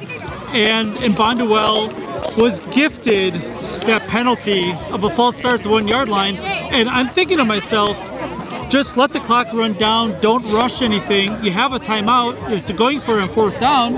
Like wait for the guy to put his arm up and wave it a couple times, take a timeout, and really set yourself up. But yeah. Yeah, and the Edgar kids, even after the false start, were petitioning the sidelines to go for it. They wanted to. It was on the 6 yard line, and Coach Sins, he put his foot on the ground. He said, "Field goal," and they came out. Unfortunately, it was for Edgar. It was a missed field goal, but that was, put I guess a pin in that, right? Because Edgar they were down to the 1 yard line, right? You can't get closer than that. It was inside the 1. And maybe even inside the 1. But what that took was field position, right? And Coach Sins at the half told us we've got to figure out field position. We've got to get that sorted out because that's how we're going to be able to score.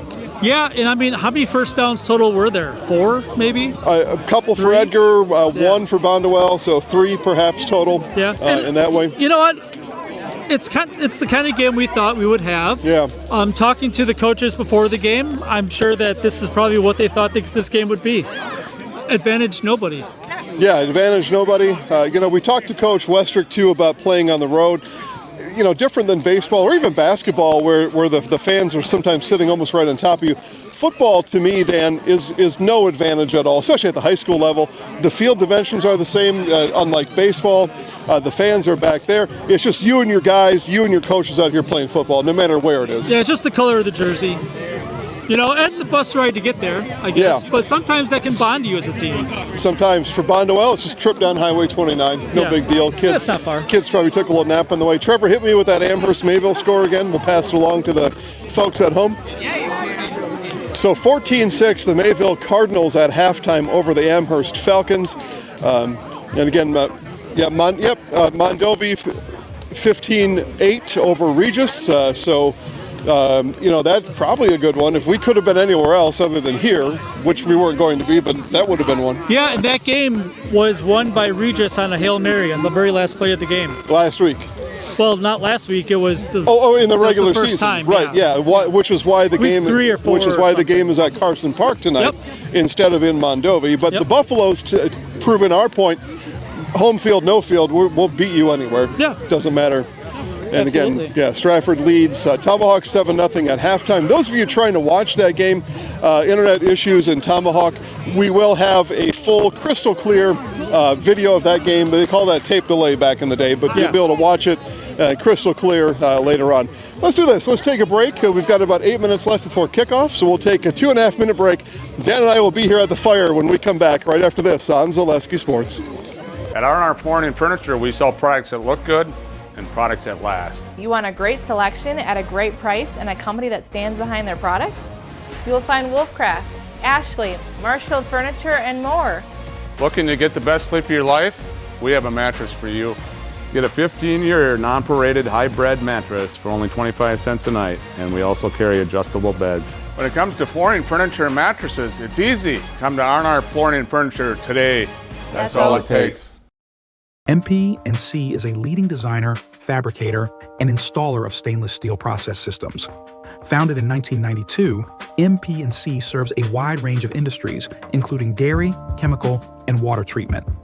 The company specializes in engineered-to-order solutions. We deliver high-performance solutions and career opportunities for local residents. MP&C continues to grow, emphasizing dedication to craftsmanship and community impact.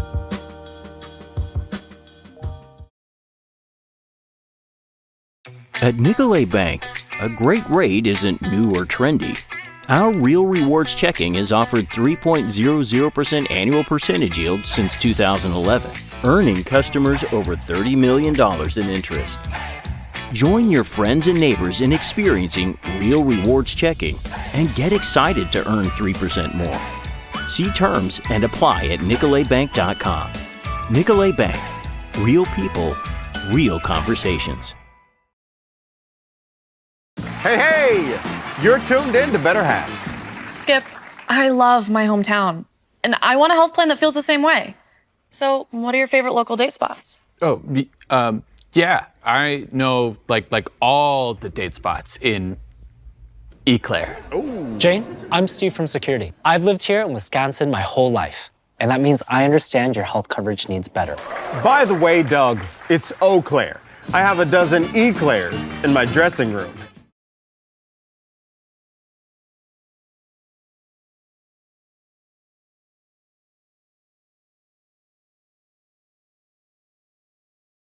Need a little therapy? Bill's Service Center has been saving marriages and families since 1977. Forget testing your nerves. Test your next ride in a Polaris or Can-Am side-by-side or ATV. With nearly 100 units in stock, you'll find the perfect excuse to escape together. Because families that ride together, they actually have fun together. Bill's Service Center. Service is our name, tools and toys are our game.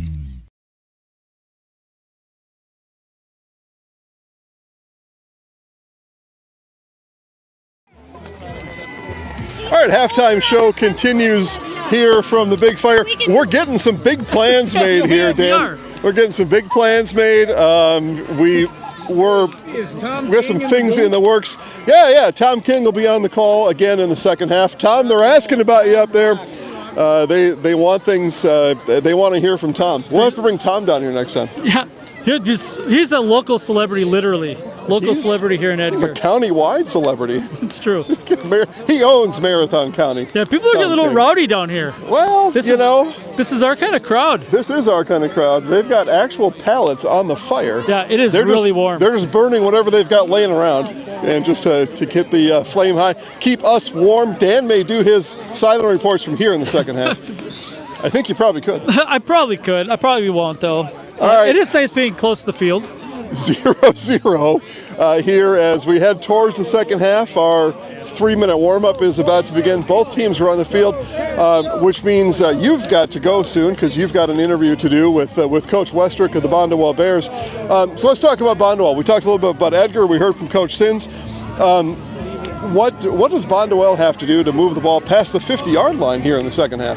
Yeah, I'm surprised that they have not targeted Westrick through the air yet. Yeah. And they haven't really even given him much chance on the ground either. I'm a little surprised. Maybe they're saving it for the second half so that they couldn't game plan for it at halftime. That could very well be. But Edgar's doing a great job tackling, and you had a really good update from the sideline that every time that Bonduel has the ball, there are 2 to 3, 4 Wildcats on him.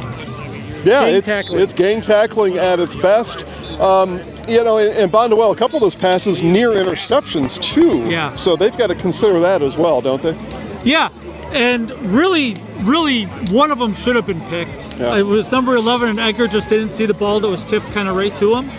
But It wasn't very creative play calling. It was 3 yards in a cloud of dust, or it was a swing pass to the outside. Well, that's the Bonduel offense so far. It sounds like you've got a couple questions for Coach Westrick. So let's do this, Trevor. Let's bow out for a minute and a half, and we'll be back. Dan Ross will be with Bonduel Bears head coach Westrick right after this on Zaleski Sports. Here at Brickner Motors, in Little Chicago, we will help you order your brand new Chrysler, Dodge, Ram, or Jeep, and get it equipped the way you want it, in the color you've always dreamed of. Whether you choose from our in-stock selection or order factory fresh, quality vehicles at competitive prices are what keep people coming back again and again. Make the drive out to Brickner Motors on Little Chicago's northeast side and let our family take care of your family. You can count on us. Here at Brickner Motors, in those about to shop, we salute you. We want you to let loose and choose a deal that best suits you, cause we're Thunderstorm. Mittens has gotten down and dirty with deals on furniture, done dirt cheap. Mittens in Marshfield is back in black all month long for Black November.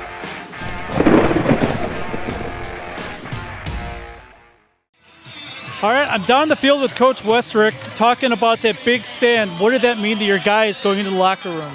Well, it's huge. Field position is going to play a huge part in this game. They got it at the end. We were able to keep them out of the end zone, and then they missed a field goal at the end, so that's big momentum for us. Hopefully we can carry it over to the second half. Yeah, second half, how do you move the ball? You can open the playbook up a little bit? We got to just do what we're doing a little bit better. Number one, we got to sustain our blocks better. We got to sight what they're doing and make sure we got our right assignments down, but we'll see how it goes in the second half. Thanks, Coach. Good luck. Thank you. All right, back to you, Tom, for the second half. Well, you look at these teams, and you talked a little bit earlier about that you thought it was going to be a defensive struggle like this, but you look at these teams, they've both scored a lot of points over the course of the season, and in fact, you have to go back to September 12th for both of these teams when they scored less than 24 points. It was a 9-6 Marquette Academy game that Edgar won. And if you go back to September 12th for Bonduel, they lost. That was their last loss. Kewanee beat them 14-7. Other than that, both of these teams have scored points in bunches in all of their games down through the course of the last 2 months of the season. And here in the playoffs, Edgar put 21 on the board against Loyal Greenwood. They put 42 on the board against Poinnette. Bonduel put 49 on the board against St. Mary Catholic and 37 against Kewanee. And here tonight, neither team has been able to crack the end zone or kick a field goal either. I mean, Edgar had a chance. The penalty kept them out of the end zone, and they missed the field goal after a high snap. But the Bonduel Bears haven't been close to putting points on the board. This Edgar defense has just been lights out. And they'll get another chance right out of the chute here as Bonduel will get the football. They won the toss and deferred here to the second half. 35 yards of offense by my count for Bonduel in that first half of football.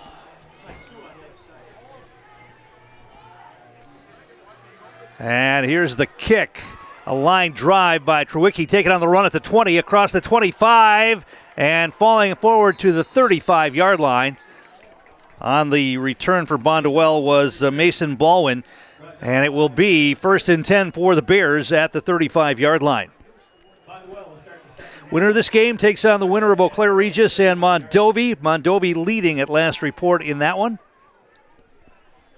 That would be a upset, even though it's, a 2-1. Regis, perennial power, moved up to Division 6, as we heard in the pregame show 2 years ago. Edgar did it last year. Edgar did it this year. Now pass incomplete. Trying to run before he had the ball corralled near the first down yardage.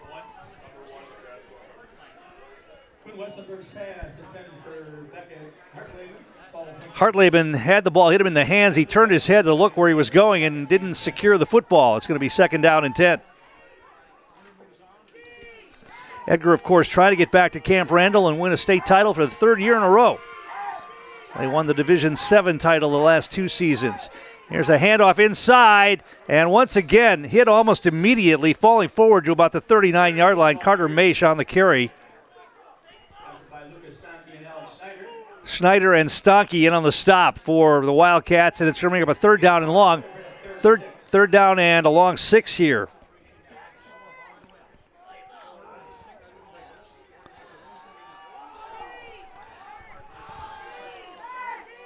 Third down and 6. Edgar showing blitz here.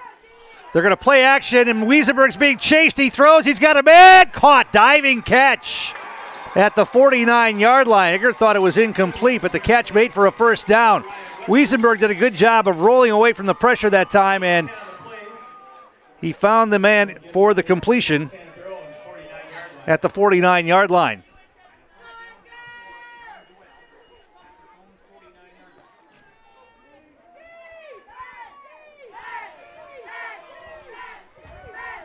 So it's 1st and 10 for Bonduel. And they're going to hand it off to Maish. He's going to try the right side. He's got some running room, breaking tackles, and getting out for another first down inside the 45 to about the 41-yard line. That time it was Bonduel installing their will on the offensive line and moving bodies, and it was a 9-yard pickup. They marked him short of the first down, said his knee was down, so 9 yards on the carry for Maish.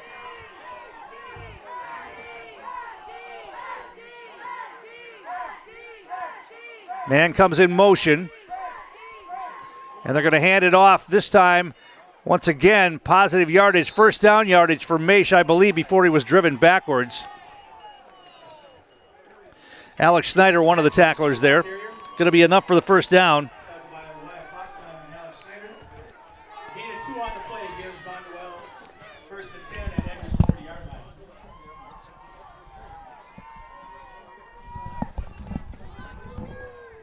First and 10 for the Bears.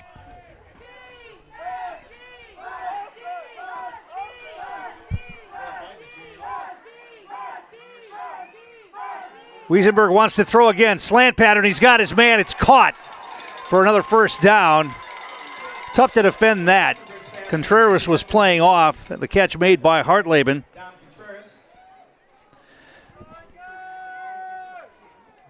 So Bonduel changing up the playbook a little bit, as we might have thought they would, and they are moving the football here on this first possession of the second half. Scoreless game, 9:45 to play in the third quarter, and another first down here for the Bears at the Edgar 30-yard line. Handoff, Maish right side, positive yardage, broke a tackle, and he's going to be knocked down hard, but not before he gets it down near the 20-yard line, and it's going to be close to another first down. Tyler Schmidt in on the stop. They gave him the 20-yard line, and that should be enough for a first down, right? So they're going to say he's going to be short by about a half a yard. 24 yards here in the second half already for Maish. He's got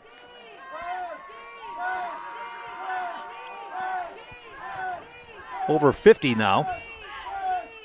Man comes in motion. And they're going to pitch it and try to get Maish on the edge. He cuts it back, breaks a tackle, puts his head down. That gets knocked down after a short game, but it was enough for the first down. He got it inside the 20 to about the 18-yard line.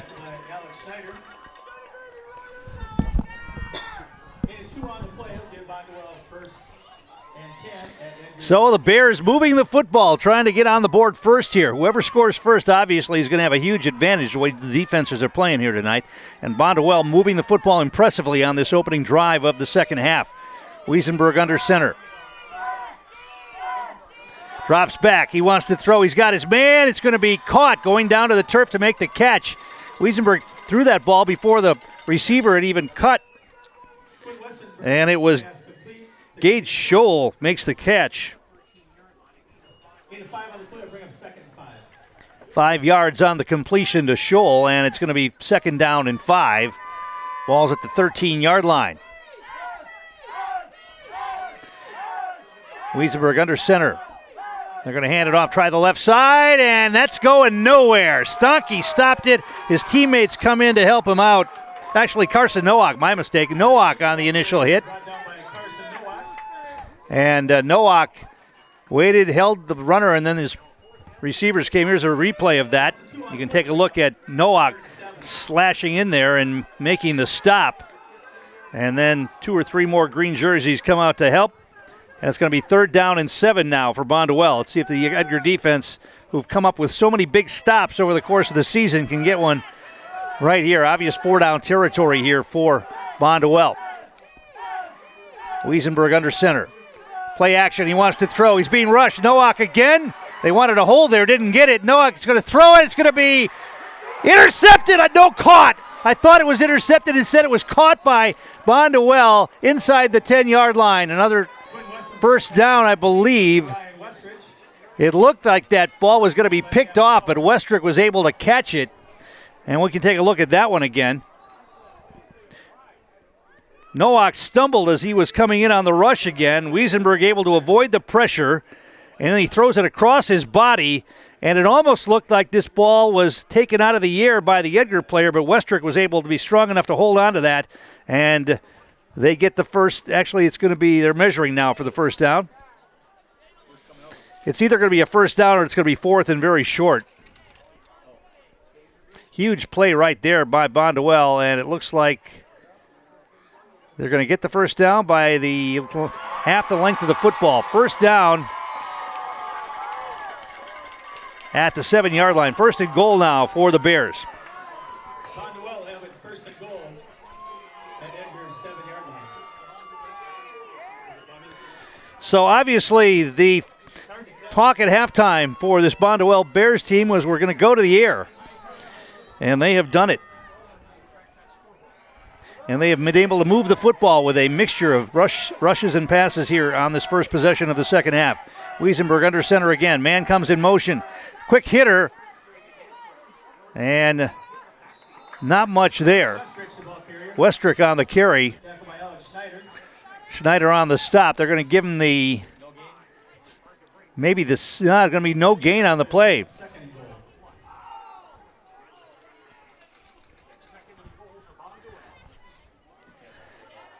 So call it 2nd down and goal. Clock still rolling this 3rd quarter. Bonduel has maintained possession of the football here and running a lot of time off the clock and trying to get points on the board. Wiesenberg wants to throw another slant pattern, and they're going to throw a flag in. That's going to be interference. Ball was caught, I believe, for a touchdown. It is a touchdown pass, so they'll decline the penalty, which is going to be pass interference, I would imagine, on Edgar, but let's see. Hartleben caught the touchdown, and it will be Bonduel on the board first here. Just a bullet pass on that slant pattern. We'll take a look at it again here. And there's the pass. You missed the hold on the Edgar player there. The official immediately threw the flag, but Hartleben was able to hang on to that ball, and it's a 7-yard touchdown pass.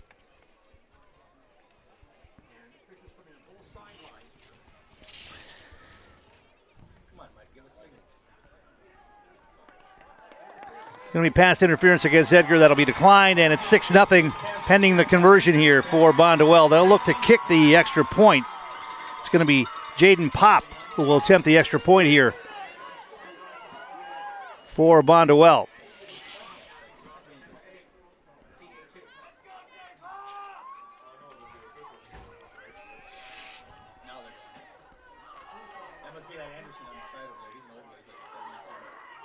Snap is good, kick is up, and the kick is good.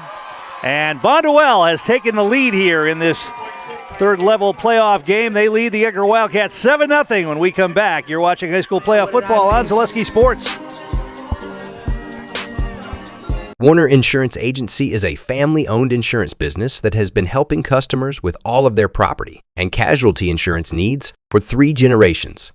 Let Warner Insurance help with your small business, farm, home, auto, and recreational vehicle insurance needs. Warner Insurance, proud supporter of the Edgar Wildcats.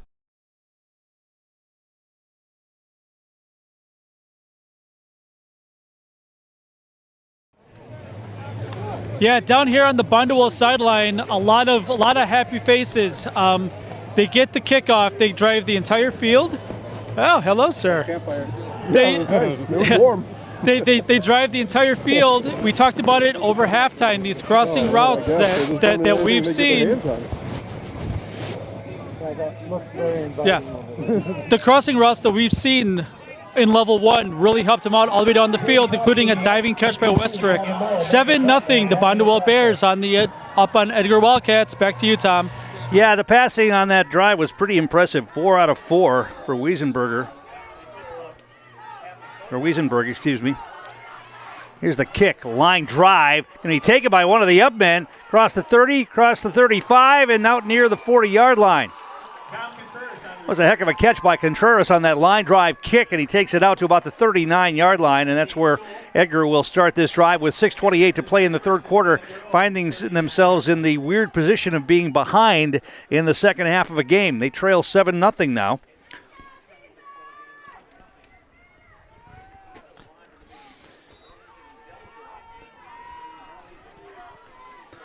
So they'll come to line. Tucker Strite under center, split backfield behind him. They're going to hand it off, and positive yardage. Butt gets knocked down hard after a pickup of maybe 4 or 5 on the carry.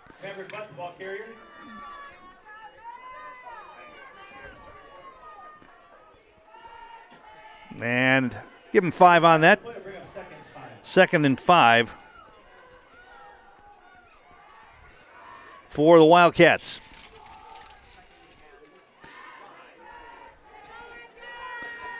Thing is, now that long sustained drive, I would imagine, took it out of some of these guys. Some of these guys, of course, play both ways, defense and offense, and after that, defense had to be out there for that long sustained drive. Now a bunch of them have to try to move the ball but now on the field themselves. Strite's going to hand it off.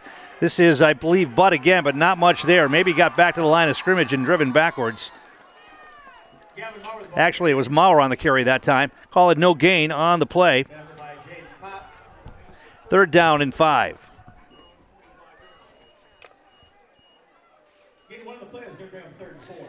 Our game brought to you in part by Infinity Exteriors, installing peace of mind, roofing, siding, and windows built to last. Save their communities from unscrupulous contractors as well. They guarantee quality you can trust. That's Infinity Exteriors. 3rd and 5. Big play here for the Wildcat offense. Wing right. And they're going to play action. Strite being rushed. Nice job. Oh, they're going to call a hold. And Strite's going to throw the football. It's going to be caught out of bounds. It's not going to matter. That's going to come back. Higgins stopped the blitz that time, but they're going to say he grabbed a hold of the player. It's going to be a holding call against the Wildcats. Let's see if, I would imagine Bonduel will take this, even though they get a replay of the down. Higgins dove and got a piece of the rusher. I didn't see him grab him, but obviously the referee saw something different. Holding's going to be the call against the Wildcats. And they're going to decline the penalty, so it's going to bring up a 4th down and 5. And a punting situation here, you would think, for the Wildcats here, with 4:57 to play in the third quarter.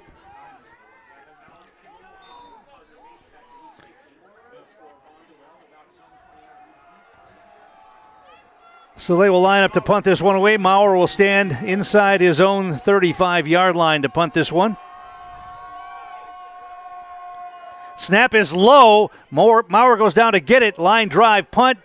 And it takes an Edgar bounce all the way inside the 15-yard line, inside the 10, down near the 8-yard line. Once again, Maurer gets a nice roll on that and pins Bonduel deep in their own territory. Well, now the Edgar defense has to get a stop, and we got to get some field position here if you're Edgar, as their offense gets stymied again.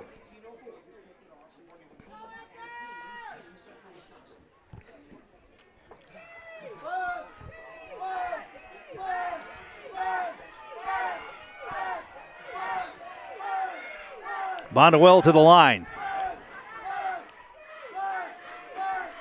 Wiesenberg under center. They're going to hand it off and try Maish the right side. He cuts it back. He's got some running room, breaks a tackle, gets it out to about the 15-yard line. Pickup of about 7 on that.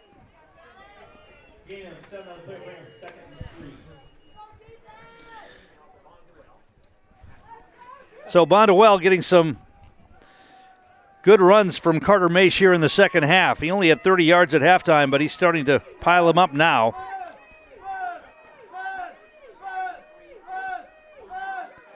And they're going to hand it off again. Maish is going to be wrapped up in the backfield that time. Is that Maverick Butt that got in there? Kloxheim again. Wyatt Kloxheim got in there as well. And it's going to be third down and about 5.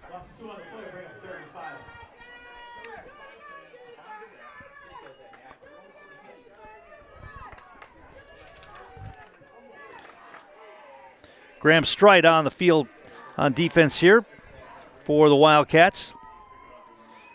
He's a freshman, and he's going to be a big part of that offense next year. He and Landon Lukasco, speedy running backs. Wiesenberg wants to throw. Quick drop. Now he's being flushed. He throws it up for grabs. It's going to be incomplete over the head of his intended receiver, Maish.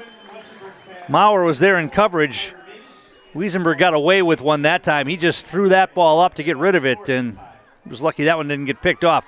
4th down and 5, so the Edgar defense gets a stop here.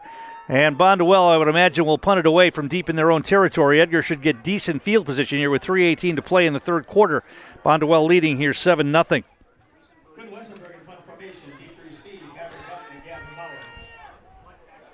Wiesenberg doesn't take a very deep drop on the punt. He only takes one step. He got a booming high punt away that time. Maurer's going to let it drop. And now it bounces right into the hands of Maverick Butt. He takes it down inside the 40-yard line to about the 36. That ball bounced sideways right into Butt's hands as Maurer let it drop. And he picked up about 7 yards on that return. It'll be first and 10. All right, Tom, Edgar was able to get down to the 1-yard line late in the first half because of field position. They are able to work field position. They weren't able to answer directly to Bonduel, but here with field position, see if Edgar can take advantage like they did late in the second quarter. It back, positive yardage, not much though. Some hard yards down inside the 35 to about the 33. Maybe got 3 yards on that.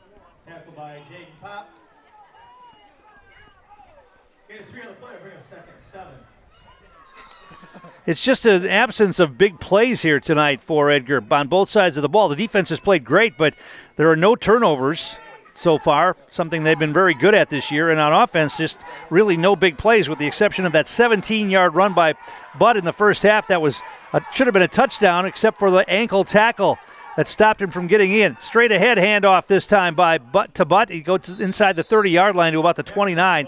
They're going to mark him down at about the 30. Only picked up 2 or 3 on that. And it's third down here. Third down and about 4. Getting 3 on the play will bring up 3rd and 4.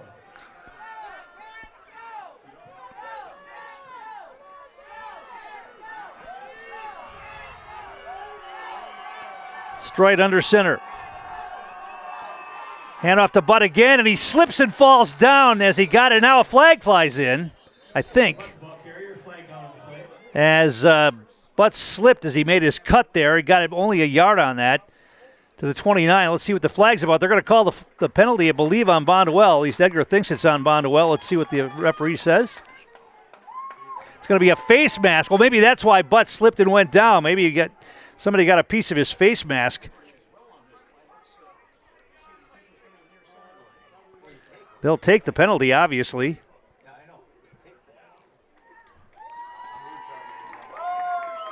And that should be a first down for the Wildcats. Haven't been too many penalties in this game tonight. Maybe just 3 that I can remember.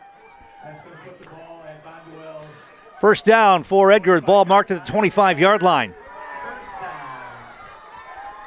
That's a big penalty right there, though, giving Edgar the first down. It would have been 4th and 4 or 5 otherwise. Strong side right. Offset backfield. Strite wants to throw, and he wants to throw deep. He throws it up for grabs. He's got a man in the end zone. Touchdown! Isaiah Kraft. Strite goes over the top, and Kraft got open, and that ball floated right into his hands in the back of the end zone. And Edgar is an extra point away from tying this game. 25-yard touchdown pass. Let's take a look at this again. Quick drop, and Strite through a rainbow that time. And look at the Kraft getting separation from his defender. He was a good 2 or 3 steps behind his defender and made the grab for the touchdown. Isaiah Kraft, the junior. And now they're going to go for 2 points here. Down a point, instead of going for the tie, they're going to go for 2 points. Straight under center. They're going to go for the lead. Play action. He wants to throw. Now he rolls back the other way. Looking. He pulls it down. He's going to run for it, and he'll take it in. Tucker Strite, the senior quarterback, making a play on the 2-point conversion. And just like that, we were looking for big plays. You got him right there. 2 big plays give Edgar the lead here with 1:35 to play in the third quarter. It's 8-7. We'll take a timeout, come back with more. You're watching playoff football on Zaleski Sports. Greg's Groots Appliance is the place for all your home appliance needs. Let owners Greg and Tammy Kornack, along with their staff, provide you with quality appliances. Greg's Gruettes Appliance offers professional delivery, installation, and our own service department. Located in Merrill and proudly serving all of central Wisconsin. Greg's Gruettes Appliance. Service with Wildcat pride.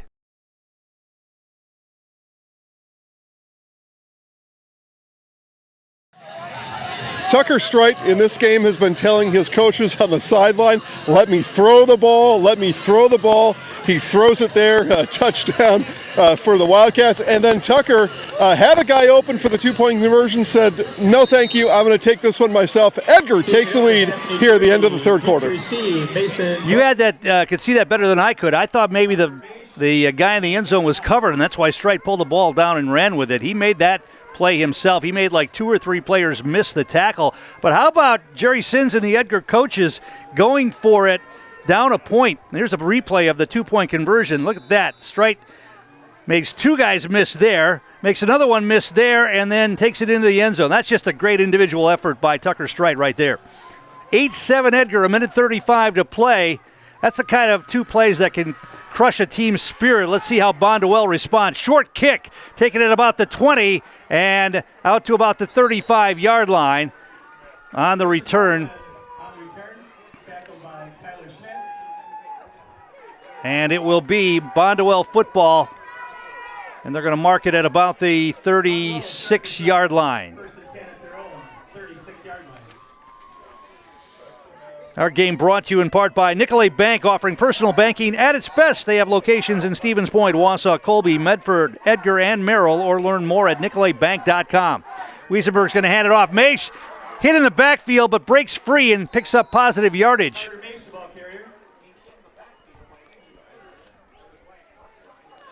Kloxheim got a piece of him in the backfield again, but this time Maish was able to break 3 and pick up about 3 yards. Going to be 2nd down and 7.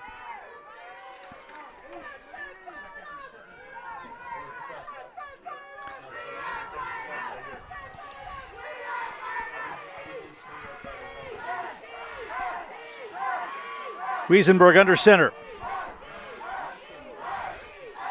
He's going to pitch it left, running room, and then knocked out of bounds. Maish on the carry again. It's going to be enough for a first down, I believe, or very close to it. It is going to be a first down across the 40 to the 42-yard line.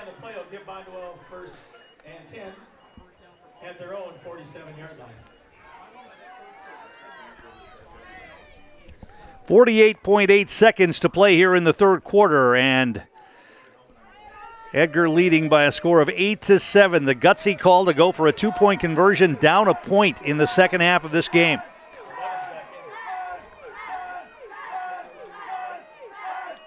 They're going to pitch it to the right and try to get Maish around the edge. He's going to be hit, but falling forward for positive yardage into Edgar territory at about the 47-yard line.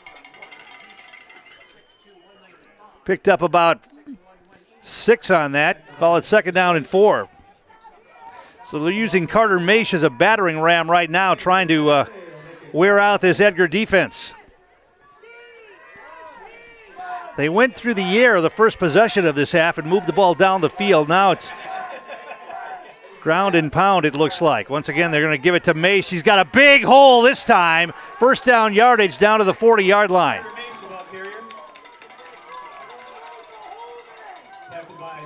Picked up about 8 on that. It's going to be a first down for Bonduel at the 40-yard line. And that's going to be the final play of the third quarter, so we'll take a break and come back with more. 8-7 Edgar. You're watching playoff football on Zaleski Sports. Cropping Central, conveniently located between Edgar and Stratford on County Road N, 715-352-2843. Let Cropping Central take care of your field plans, yield mapping, crop scouting, and crop protection, including hail insurance. Cropping Central, 715-352-2843, and visit them on County Road N, west of Edgar.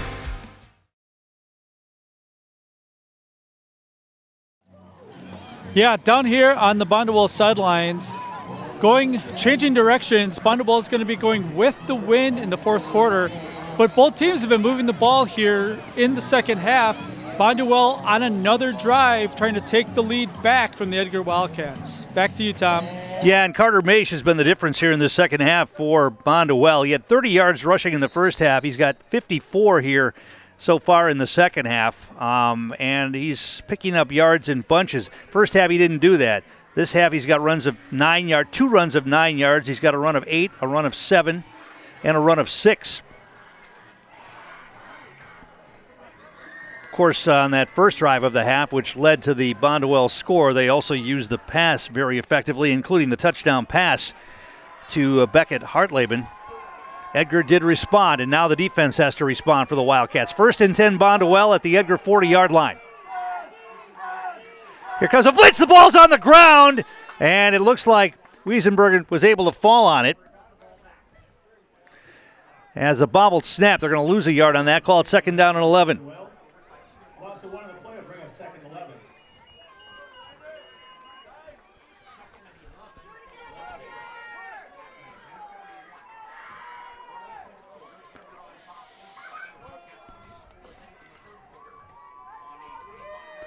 Winner advancing to next week against the winner of Mondovi and Eau Claire Regis. Offset backfield, straight drop. They want to throw it again. He's hit as he throws, and the ball's incomplete. Boy, oh boy. Wyatt Kloxheim is just doing a great job of getting in there. He's beating his man consistently off the ball. He was on top of Wiesenberg before he almost could cock to throw that football away. You can see it here. Kloxheim comes in and hits him just as he throws the football, and it hits one of the players right in the back, it looks like, and falls incomplete. So 3rd down and 11.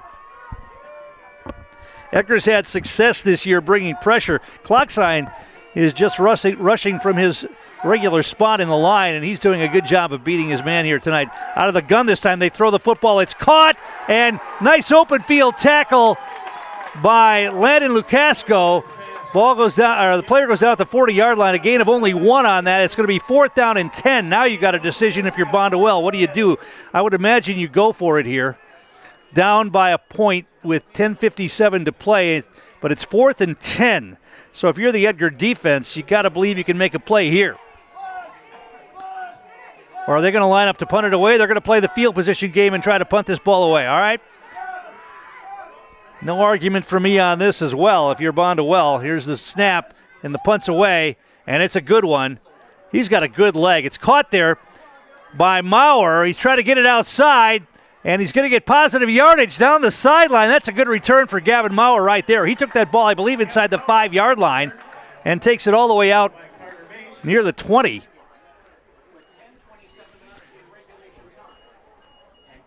So now Edgar's defense gets the stop, and now they get the football back. And you know they would like nothing better than a long, sustained drive right here.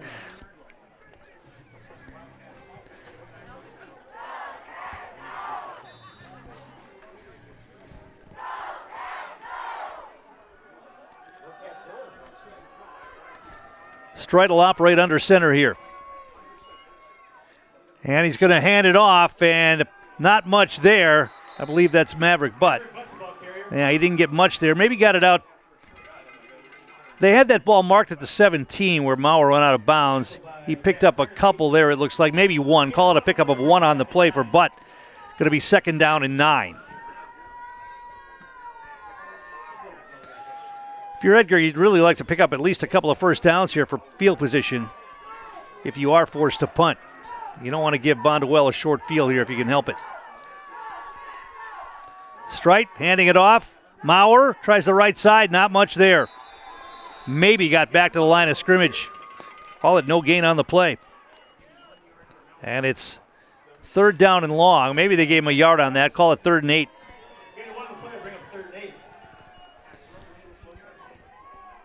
Our game brought to you in part tonight by Ridgetop Exteriors. Just like these players bring their best to the field, Ridgetop Exteriors brings top-tier performance to your home.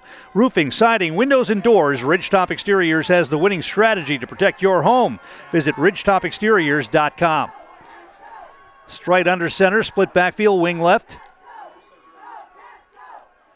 Strite wants to throw. He rolls out. He's got time. Now he's being chased. He's going to pull it down and run with the football, and he's going to put his head down and get tackled. He's going to get the first down, I think. That extra effort is going to get him the first down. If he stayed in bounds, are they going to mark him short? No, it's got to be a first down. They're going to have to bring the chains all the way across the field as Strite was tackled near the Edgar bench. Here's a replay of it, and you can watch him as he gets around the edge being chased, and he puts his head down right into this linebacker, and the linebacker flipped him over, which gave him about 3 or 4 extra yards. It's going to be a first down for the Wildcats. Tucker Strite is having a ball game here tonight. He's a senior, and he doesn't want his season to end just yet. 1st and 10 Wildcats on the run by Strite. Only his 2nd rush of the night. Under center. They're going to hand it off on the counter play to Lukasco. Positive yardage, but then he got nailed. Now did the flag fly in there? Yeah, looks like there's a flag on the play, and that usually means a hold in that situation.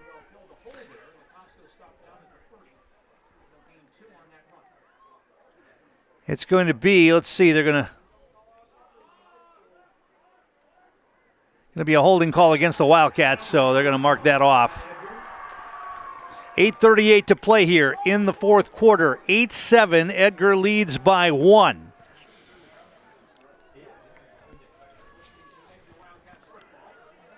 But it'll be a replay of first down, but it's going to be first down and long here as they mark off the penalty. All the way back to the 21-yard line.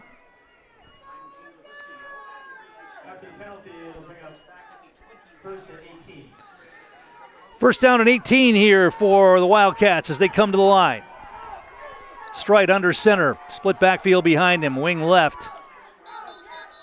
Now we get a whistle and we're going to get officials timeout here. The far side officials stop the clock.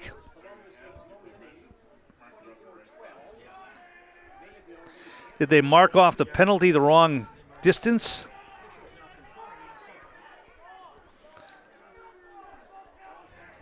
They're talking about something over there.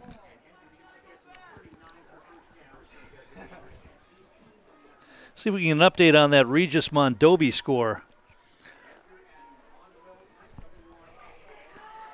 Looks like Mondovi has the lead here, 21-15 over the Regis Ramblers.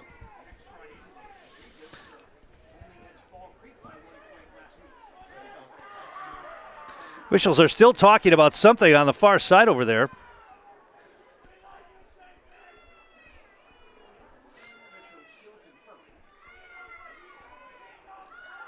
I think they're dealing with where the ball should be marked after that penalty.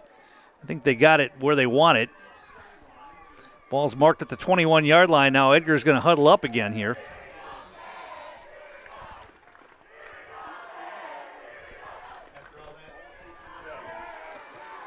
All right, Wildcats back to the line.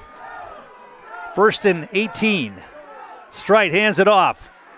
Butt breaks a tackle, and then he's going to be mashed by Carter Maish. He spun away from the first tackle, but then got knocked down hard at about the 24-yard line. Call it a pickup of about 3 on that. 2nd and 15 here for the Wildcats. You're going to think they're going to have to go to the air here.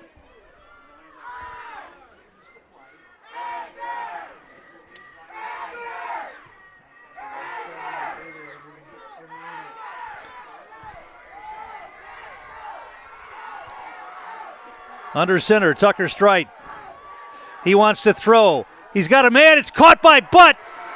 And he's going to get a block, and he's going to get the first down and more. Cuts it back. Still on his feet. Inside the 30.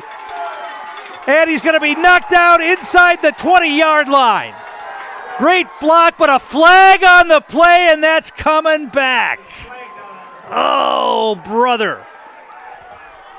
Flag way back at the 35-yard line where that block was made to get him free, and what a turn of events that is.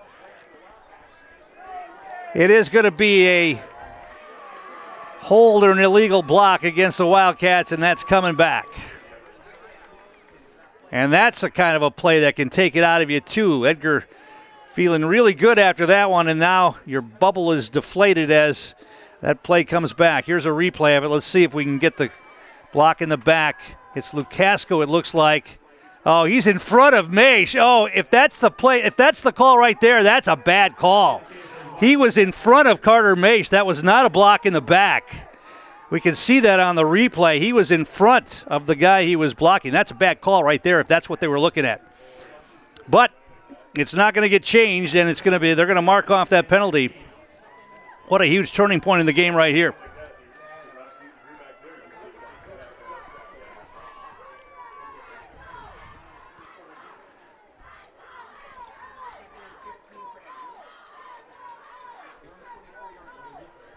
So the ball is going to be marked at the 25-yard line, and they'll replay second down and 15.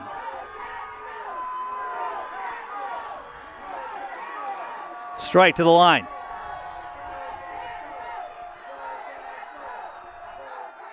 They're going to hand it off. This is Maurer. He gets the edge, and he's going to be knocked out of bounds. Maybe a pickup of 5 on that. It's going to bring up a big third down play here.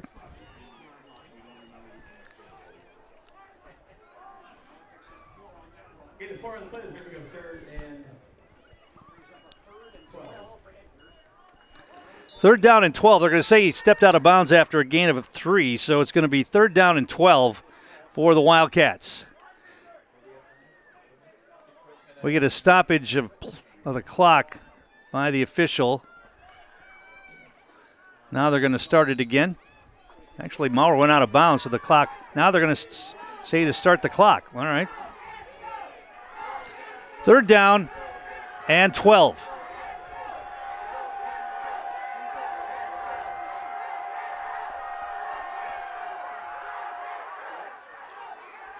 Strite wants to throw. He's got a man caught.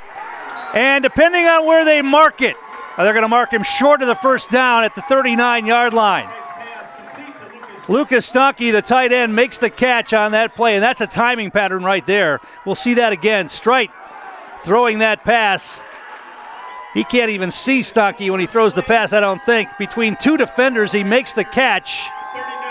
And his knee did come down at the 39. Oh, they gave him a first down.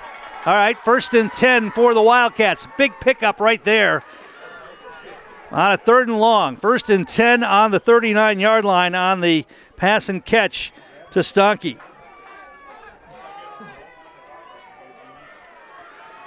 More important, the clock keeps rolling. 6:37 to play in the 4th. Edgar leading 8-7, and they maintain possession and get a fresh set of downs. Strite under center. Hands it off. Positive yardage. Let's see who that was on the carry. Butt on the carry. Pickup of about 2 or 3 on that.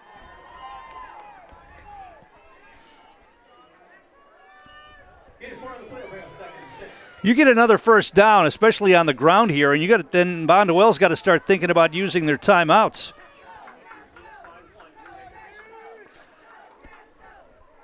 Second down and 6.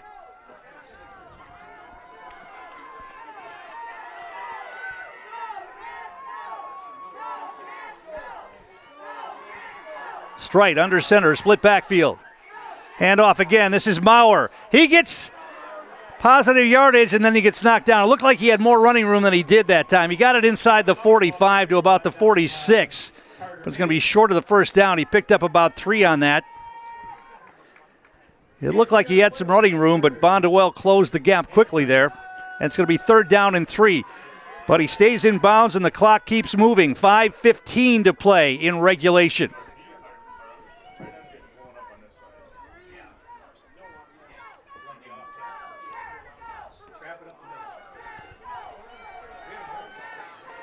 So what do you do here? Keep it on the ground or try to throw for that first down? They've had some success throwing the football tonight. Strite under center. He wants to throw. He rolls out. He's being chased. He's got some running room. He throws the football wide open and dropped by Lukasco. He lost his footing as he went down. It was incomplete. Tucker Strite could have run for that first down, but Lukasco was wide open. The pass was a little bit behind him. Let's take a look at that again. Strite rolling away from pressure. And he throws the football. He might not have been able to get the first down on the ground. Lukasco was open. The pass a little bit behind him. But Landon will be the first to tell you he should have caught that football inside the 40-yard line. Clock stops, too, and it's a fourth down situation now. And Edgar's going to punt the football away and put the game in the hands of their defense.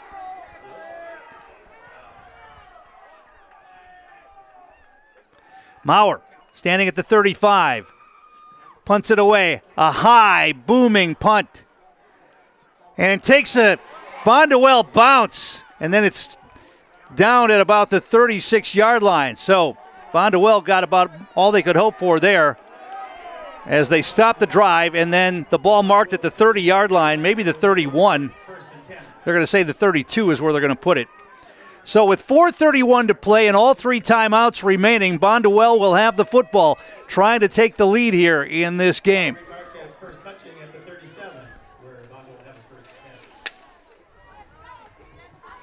And you know right now that every possession, everything here is fourth down, you're going for it, no matter where you are on the field. Wiesenberg under center. Hand off to May. She cuts it back, breaks the first tackle, still on his feet. Gets it across the 40 to about the 42. He broke the first tackle right there and picked up about 6 yards. Call it second down and 4.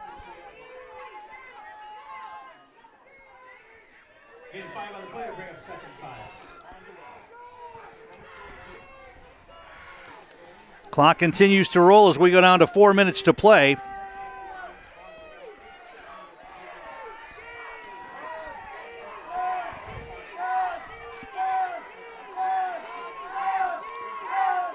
Wiesenberg going to pitch it, and Mace breaks free. Going to get a first down. About 49. They're going to mark him down about the 49-yard line. That's enough for a first down.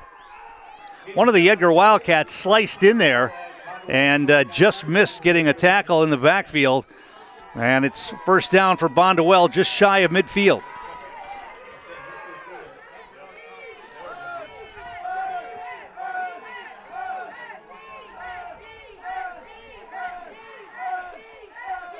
All that can do. Now here comes a blitz, and they're going to knock him down in the backfield. Great job. That was Tucker Strite, I believe, coming in on the blitz. He sliced through and knocked Mace down in the backfield for a loss of 2 or 3 on that. And the clock keeps rolling. 3:10 to play. Our game brought to you by C&J Central Pub and Edgar. Come in for Thirsty Thursdays, Packer games, and Wildcat football on the big screen with Zaleski Sports.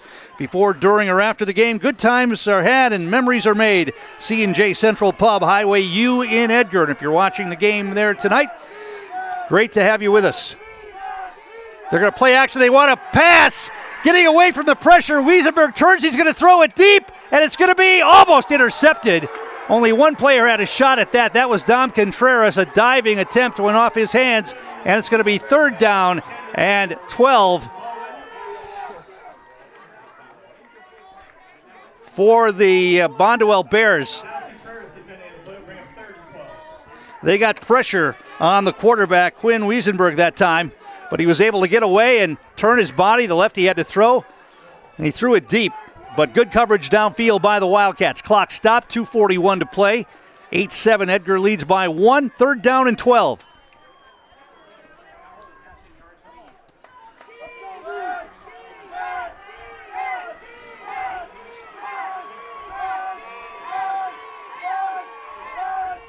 They want to throw again. Straight drop. Here comes the blitz. They set up a screen this time, and it's set up nicely.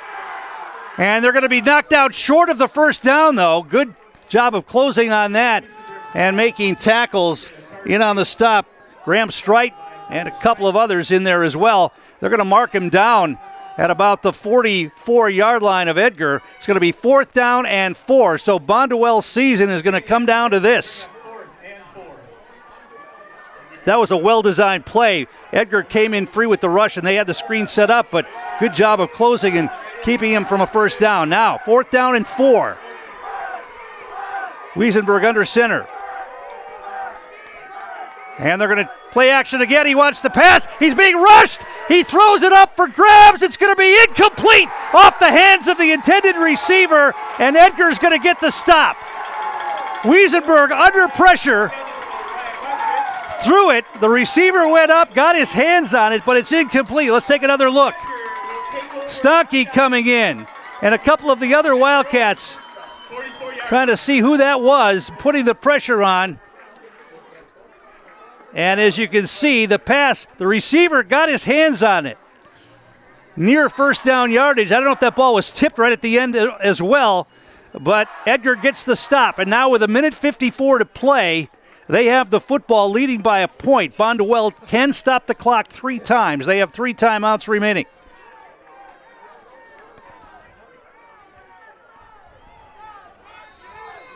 And now we're going to get a whistle, and Edgar's going to take a timeout. They were getting down near the play clock there. We'll take one as well. Back in a moment. You're watching high school playoff football on Zaleski Sports. Cropping Central, conveniently located between Edgar and Stratford on County Road N, 715-352-2843. Let Cropping Central take care of your field plans, yield mapping, crop scouting, and crop protection, including hail insurance. Cropping Central, 715-352-2843, and visit them on County Road N, west of Edgar.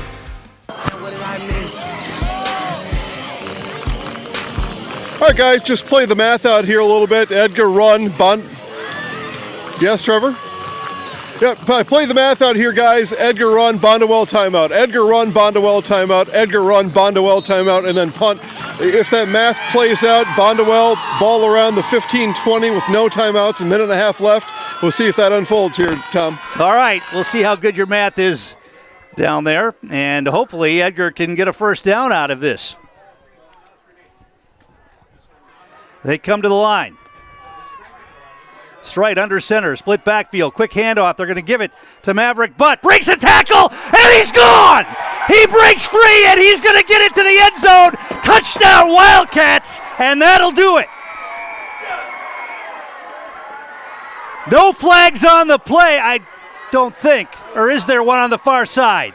Is there a flag on the far side? Are they bringing this one back too? Oh, my goodness. For the second time tonight, they have brought back a long run by Maverick Butt.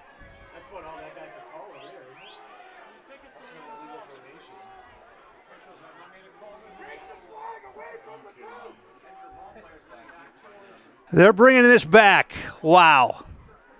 So just like that, Edgar goes from clinching the ball game to still having to run 1:43 off the clock. Let's take a look at this one again. I haven't seen a penalty call yet on what it is that they're calling. An illegal shift, I'm told.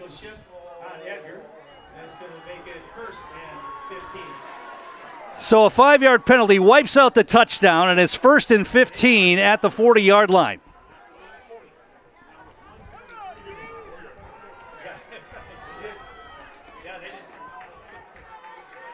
To the line they come. And they're going to hand it off to Butt, try the right side this time, breaks a tackle, and picks up some tough yardage. Not much there. Falls forward. They're going to mark him down at about the 43.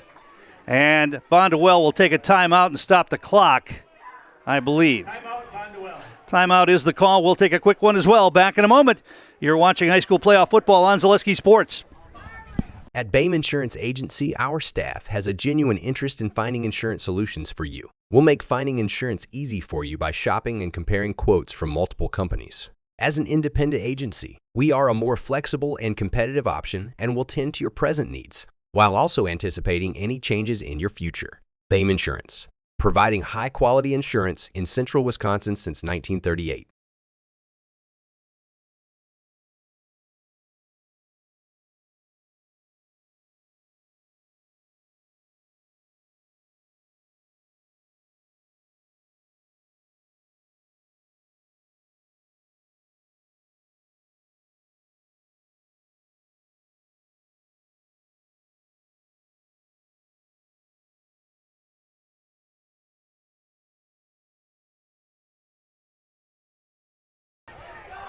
Logan Sorensen, Trevor Zaleski on his birthday, no less, putting in the work. 2nd down and 11. Hand off to Butt again, looking for some blocking, puts his head down, and not much there. Maybe got back to the original line of scrimmage. He does stay in bounds, and he's going to force Bonduel to use their second timeout. We'll keep it right here and remind you that we'll be coming up with the Nasonville Dairy postgame show. Nasonville Dairy with fresh cheese curds made daily. Get your cheese curds at Nasonville Dairy in Marshfield, Curtis, or NasonvilleDairy.com. We'll be down in the field to catch up with the winning coach and get a player of the game in the house as well. At this point, it would be Jerry Sins and a member of the Edgar Wildcats. Although we still have 1:28 to play. It's 3rd down and 10 for Edgar, and Bonduel has 1 timeout remaining. Edgar trying to get to round 4 of the playoffs and get back to Camp Randall with a shot to get back to Camp Randall for the 3rd straight year. They've won Division 7 championships in 2024 over Potosi Casville. That was a shutout. They won the Division 7 title in 2023 against Blackhawk Warren, 36-6 in that one, but this has been a tough one here tonight, no question about it. Both these teams have put defensive efforts on the board here tonight. 8-7 the score here with 1:28 to play. Edgar leads. They have it 3rd and 10.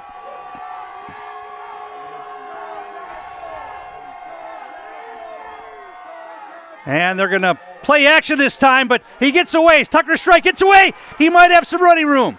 And he's going to be tackled short of the 1st down. That was pretty good pursuit by Bonduel.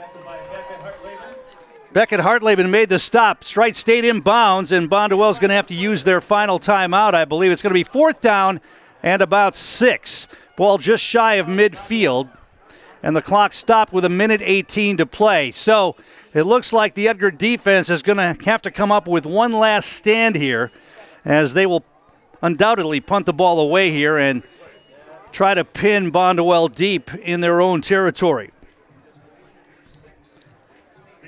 The only score for Edgar tonight, a 25-yard touchdown pass from Tucker Strite to Isaiah Kraft. And then the decision, down a point, 7-6. Jerry Sins and his staff decide to go for 2. And Tucker Strite made about 4 or 5 players miss as he scrambled around and was able to find a lane and get it into the end zone for the 2-point conversion, which has given Edgar this 1-point lead here with 1:18 to play.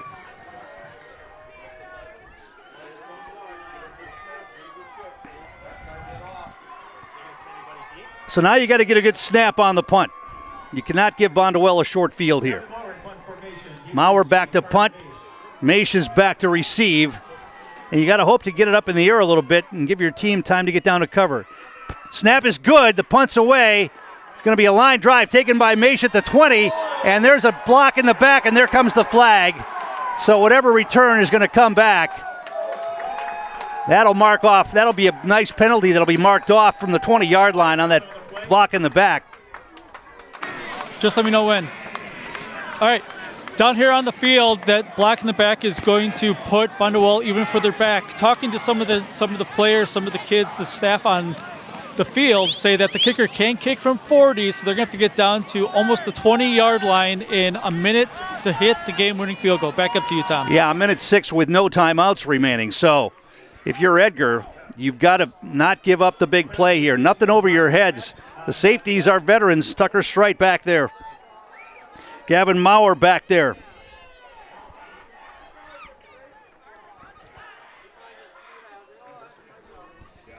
Isaiah Kraft in there as well. And Lukasco's got the speed. He's out on coverage on the end as well. So 4 receivers in the formation here for Bonduel. 1:06.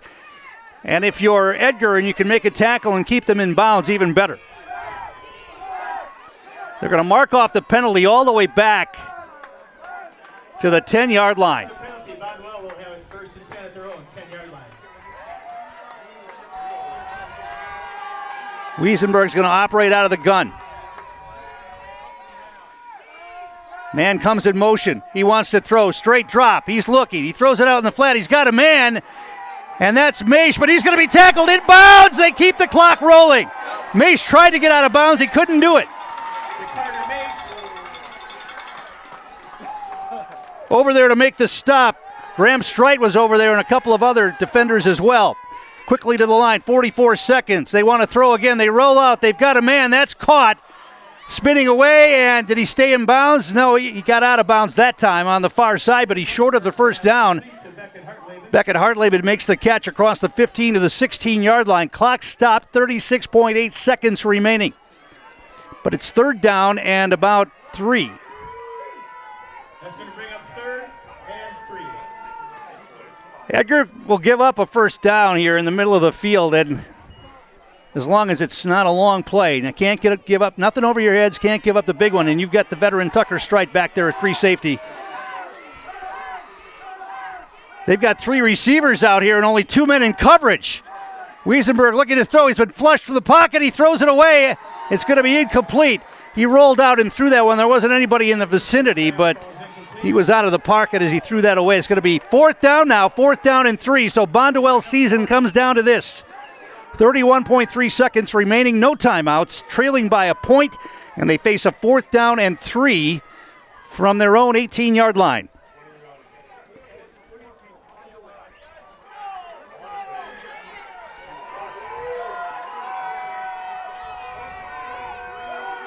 Wiesenberg out of the gun. Edgar showing blitz. Here they come. He rolls out.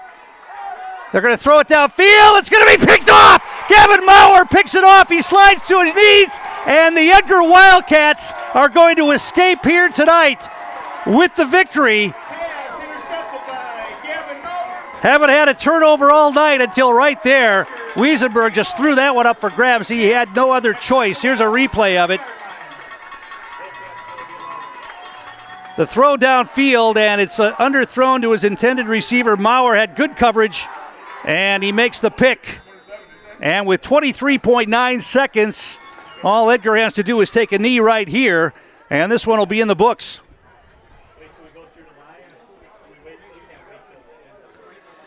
Victory formation here for the Wildcats. Strite takes the snap, he takes the knee, and that's going to do it.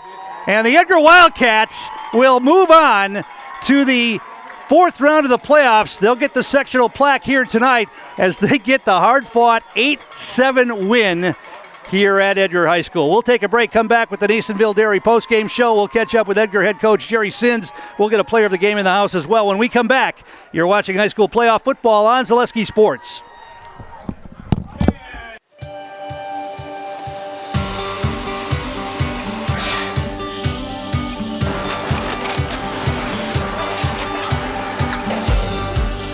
Good day. My name is Ken Hyman, and welcome to Nasonville Dairy here in central Wisconsin, Marshfield, Wisconsin, as a matter of fact. Nasonville Dairy actually goes back to 1885. We are the oldest plant in Wood County. When our father brought us here in the early 1960s, we ran 7,500 pounds of milk a day. We now run 1.8 million pounds of milk a day. We buy dairy milk from 200 dairy farmers here in central Wisconsin, produce it, and ship it all over the world. We make a lot of different cheeses. We make cheddar, Colby, Monterey, Farmer's Cheese, Peach Cheese, Quesa Blanca, Quesa de Fury, Seco, Parm, Romano, Asiago, Fontina, Feta Caseri, Caflatiri, Cafla Graviera, 20 different flavors of Monterey, as well as making Edam, Gouda, and Munster. This has allowed us to go to a lot of different countries. Our furthest accounts are now in China, Japan, Canada, Saudi Arabia. We do ship to Mexico, as well as a number of other places throughout the world. This is what we call Cheese Making 101. We tried to walk you through the cheese plant today, and we're in hopes that you see our people, what they're doing, and the amount of work that goes into producing the products that we hope you enjoy.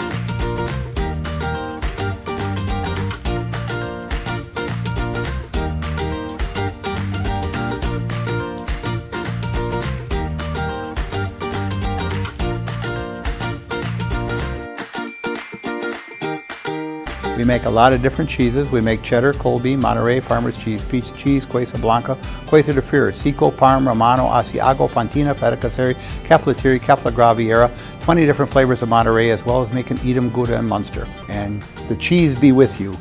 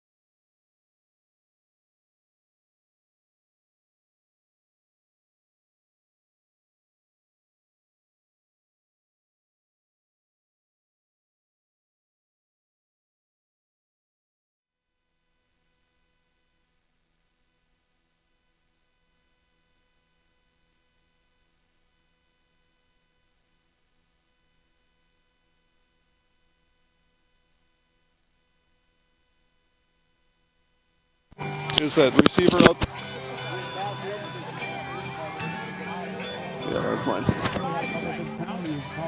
Back for us on offense. So, yeah, it just stayed tight, but I was very, very proud of the defense for the way they played because certainly Bonduel put up 37 last week against Kewanee, who was a pretty good team. So, one of the names I was calling a lot tonight was Wyatt Kloxheim. He looked like he was dominating his guy on the defensive front and getting in the backfield and causing all kinds of havoc. Great for him. He played really well last year in the playoffs at Boyceville, and we pulled out a one-pointer, 21-20. And he kind of came of age that game, and he's been playing good since. I thought Tucker Strait had a hell of a game, too, on defense. We're going to talk about him, but let's talk about the other junior that made the play. Isaiah Kraft got behind the defense. Now, Strait made the pass, but you got to catch that when you're wide open, and sometimes that's the hardest thing to do. Yeah, he had to dive to catch it. Yeah, it was a good pass, but he definitely made a good catch on it, yeah. Let's talk about your veteran quarterback. Just an outstanding game tonight on both sides of the football, but the plays he's made all year, he's done that all year for you. He plays with probably the most emotion on the team on both sides of the ball, and Jason was telling me that he was trying to get in your ear that he wanted to throw the ball a little more in the second half, and you let him do it. Yeah, I thought it was probably the best game he's played all year, and last year he played really good in the playoffs in the end too, so I'm really proud of him. Now we got to give the coaches a little credit. Down a point, and you decide to go for two instead of kick the extra point to tie it. Talk about that decision-making process. Well, we always go for two in our first touchdown, and we had been practicing to play all week, so I said, yeah, let's run it. And he scrambled around and made a play out because apparently the guy was covered. He decided to pull it down and run for it and made like 5 guys miss before he got it in there. Yeah, I think the receiver might have been open early, and he may not have seen him. And then, of course, yeah, now we're in scramble mode, so he made a great play there. Well, congratulations. We'll see you next week. Go back with your team. Thank you very much. Edgar head coach Jerry Sins. We're going to get Tucker Strait in here and Isaiah Kraft as well. Let's talk to the guy who caught the pass first, and we'll talk to you in a second. You get your number called like that in a big moment, and when you're that wide open, you just got to worry about catching the football. Yeah, that's really great for Tucker to throw me the ball for his first deep ball I had of the year, and just caught it. And what a time to catch it. Yeah, pretty special. And you got to play on defense a little bit tonight as well, and the defense was outstanding. Mm-hmm. Yeah, our defense is just been pretty good this year, so we just got to keep going. Let's bring Tucker in here. On both sides of the ball tonight, Coach thought it was your best game of the year, and I would probably tend to agree with him there. You play with so much emotion on both sides of the ball. Yeah. You just are excited to be out here, aren't you? Yeah, I mean, it means everything to me. Growing up on the sideline as a manager, I mean, I saw how every play meant everything to everyone, and I just want to try and emulate the guys that I watched growing up, like Carson, Butt, Alec Haferman. I mean, they're role models, and I just try to emulate them. Talk about the touchdown pass then. I mean, you threw him a rainbow, and it was right where it needed to be. Yeah, this whole week we're like, we got to get our passing game going because tough games, we're going to need it. And Coach Sins, he was really on me. He was like, let's throw it. I'm like, let's go. And Isaiah was in. Great catch by him, great blocking by the offensive line, and it just worked out. And then the 2-point conversion, the scramble mode there. I think, watch the film of that. I think you made 4 or 5 guys miss before you got it in. You found a lane and got it done. Yeah. I was looking for Mav. He was covered, so I'm like, well, anything can happen on a 2-point. So I just tucked my head, tried to get in, and I got in, and we pulled it out by 1. All right, you guys know how In the House works.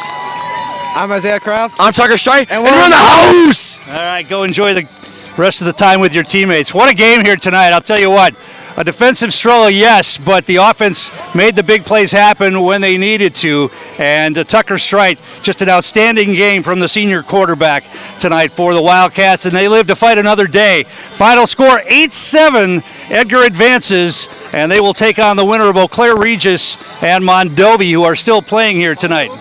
Their second goal from the 4, minute left. Mondovi, second and goal from the 4, a minute left, and they're down a point. So we'll see what happens with that one, but we'll be letting you know where we'll be following the Edgar Wildcats next week on Friday night as they try to get back to Camp Randall for the 3rd year in a row.